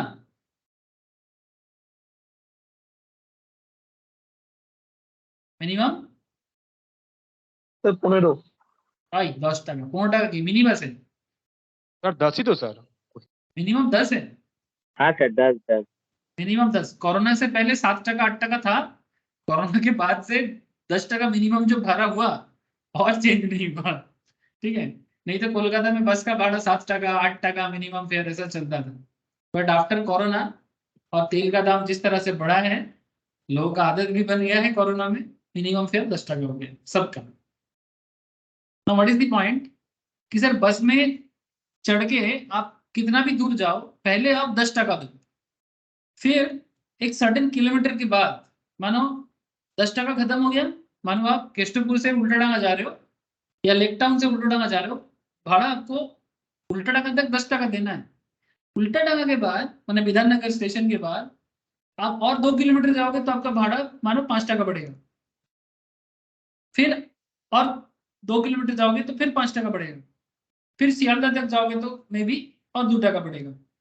तो थोड़ा फिक्स्ड है, थोड़ा वेरिएबल है ना। टैक्सी में भी है, टैक्सी में चढ़ोगे तो पहले एक मिनिमम फेयर पहले ही चालू हो जाएगा कि भाई जैसे चढ़े आप उसमें पहले ही आपका मीटर में दिखेगा 30, उसके ऊपर से अभी जितना जाओगे उतना देना है। तो ये जो नेचर है ना, इसे सेमी फिक्स सेमी वेरिएबल कहते हैं। अच्छा, इलेक्ट्रिसिटी में भी होता है, कॉमर्शियल इलेक्ट्रिसिटी बोलते हैं। इलेक्ट्रिसिटी जिसने बोला था, आई थिंक कुणाल का आवाज था, कुणाल एग्जाम्पल नहीं दे पाया, कोई बात नहीं सर। कॉमर्शियल इलेक्ट्रिसिटी में बहुत बार ऐसे देखा जाता है किसी किसी इंडस्ट्री में कि एक मिनिमम रेंट देना पड़ता है गवर्नमेंट को। रेंटल इलेक्ट्रिसिटी मैंने आपका मशीन चले ना चले आपको एक रेंटल अमाउंट देना पड़ता है, इसके ऊपर जितना आप यूज करोगे उसके ऊपर आपका बिल बढ़ेगा, वेरिएबल। तो इलेक्ट्रिसिटी भी हो सकता है if there is any fix nature का खर्चा, जैसे टेलीफोन में होता है वैसे इलेक्ट्रिसिटी में भी किसी किसी केस में देखने को मिल सकता है।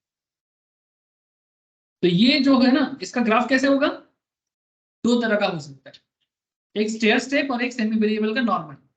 स्टेयर स्टेप में जैसे बस का भाड़ा स्टेयर स्टेप है, थोड़ा फिक्स्ड थोड़ा वेरी, थोड़ा फिक्स थोड़ा वेरी, थोड़ा फिक्स थोड़ा वेरी। और सेमी वेरिएबल का जो नॉर्मल है, एक फिक्स्ड अमाउंट देना ही है और जितना उसके ऊपर बेस करके ज्यादा देना है मैंने वेरी करेगा, वो वेरी करेगा, ठीक है। जितना यूज बढ़ेगा उस वेरी करेगा, यूज के ऊपर, यूज कम खर्चा कम, यूज ज्यादा खर्चा ज्यादा, लेकिन फिक्स्ड एक है वो देना है। जैसे यहाँ पर ऐसे इलेक्ट्रिसिटी का नाम बोला है,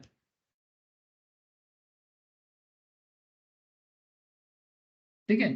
अच्छा, लेबर का वेजेस हो सकता है, लेबर का वेजेस भी हो सकता है, एक मिनिमम सैलरी, मिनिमम लेबर का एक ना मिनिमम वेजेस होता है कि भाई आएगा तो तुमको मैं डेली का 200 टका दूंगा, पर ज्यादा काम करेगा तो थोड़ा बढ़ाएंगे। 200 टका फिक्स्ड है, आने से ही देना पड़ेगा, लेकिन एक्स्ट्रा काम करेगा 50 टका और, फिर एक्स्ट्रा करेगा फिर 50 टका और, ठीक है।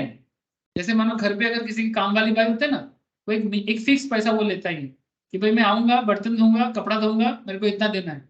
लेकिन अगर एक्स्ट्रा काम करवाओगे, ठीक है, मानो कि घर साफ करना है, तो घर का जो, मानो घर के आपकी माँ ने बोला, मैंने नॉर्मली घर में साफ सफाई तो माँ लोग ही करते हैं ना, तो मादर ने बोला कि आज ना हम लोग थोड़ा घर को साफ करेंगे, थोड़ा सा ये सब करना है, ज्यादा करना है। तो काम वाली भाई क्या बोलेगा कि ठीक है करेंगे, पर मेरे को 100 टका ज्यादा लगेगा इस महीने। तो ये फिक्स तो देना है, फिर जितना एक्स्ट्रा कराओगे उसके ऊपर से आपका चेंज होगा, सेमी फिक्स्ड सेमी वेरिएबल। तो इतना तरह का नेचर का कॉस्ट देखने को मिलता है बिजनेस पे। ये शॉर्ट रन में बोला, शॉर्ट रन में और भी चीजें जैसे शॉर्ट रन एवरेज कॉस्ट, तो उसमें भी ना टाइप्स है, एवरेज फिक्स कॉस्ट होते हैं, एवरेज वेरिएबल होते हैं, एवरेज टोटल होते हैं, मार्जिनल भी होते हैं। इसमें से सबसे क्रिटिकल समझा जाता है मार्जिनल को, नेक्स्ट क्लास में बताएंगे आपको, इंटरेस्टिंग है। नेक्स्ट क्लास में कॉस्ट के ऊपर ना ग्राफिकल प्रेजेंटेशन और बेहतर करेंगे, माने और बेहतर माने और डेप माने और भी चीजें हैं इसके अंदर, और कैलकुलेशंस भी और टफ हो जाएगा। लेकिन ये चर्चा नेक्स्ट क्लास में आपके साथ में चर्चा करूंगा और कोशिश करूंगा कंप्लीट करने, ठीक है। हो सके तो बीच में एक दिन ऑफलाइन में भी इसके बारे में बात कर लूँ, ठीक है सर। तो आज का क्लास इतना ही है, अच्छे से पढ़ो और जो मैं आपको समझाया उसको रिवाइज करो, ग्राफ को हो सके तो कंप्यूटर में ड्रॉ करो, आपका अच्छा लगेगा, डेटा एनालिटिकल पावर बढ़ेगा, एक्सेल का नॉलेज बहुत इंपॉर्टेंट है। सॉरी सर, ठीक है सर, गुड नाइट, फिर tata bye. Thank you sir. Sir. Thank you sir, bye. Thank you sir. Thank you sir. Good night sir.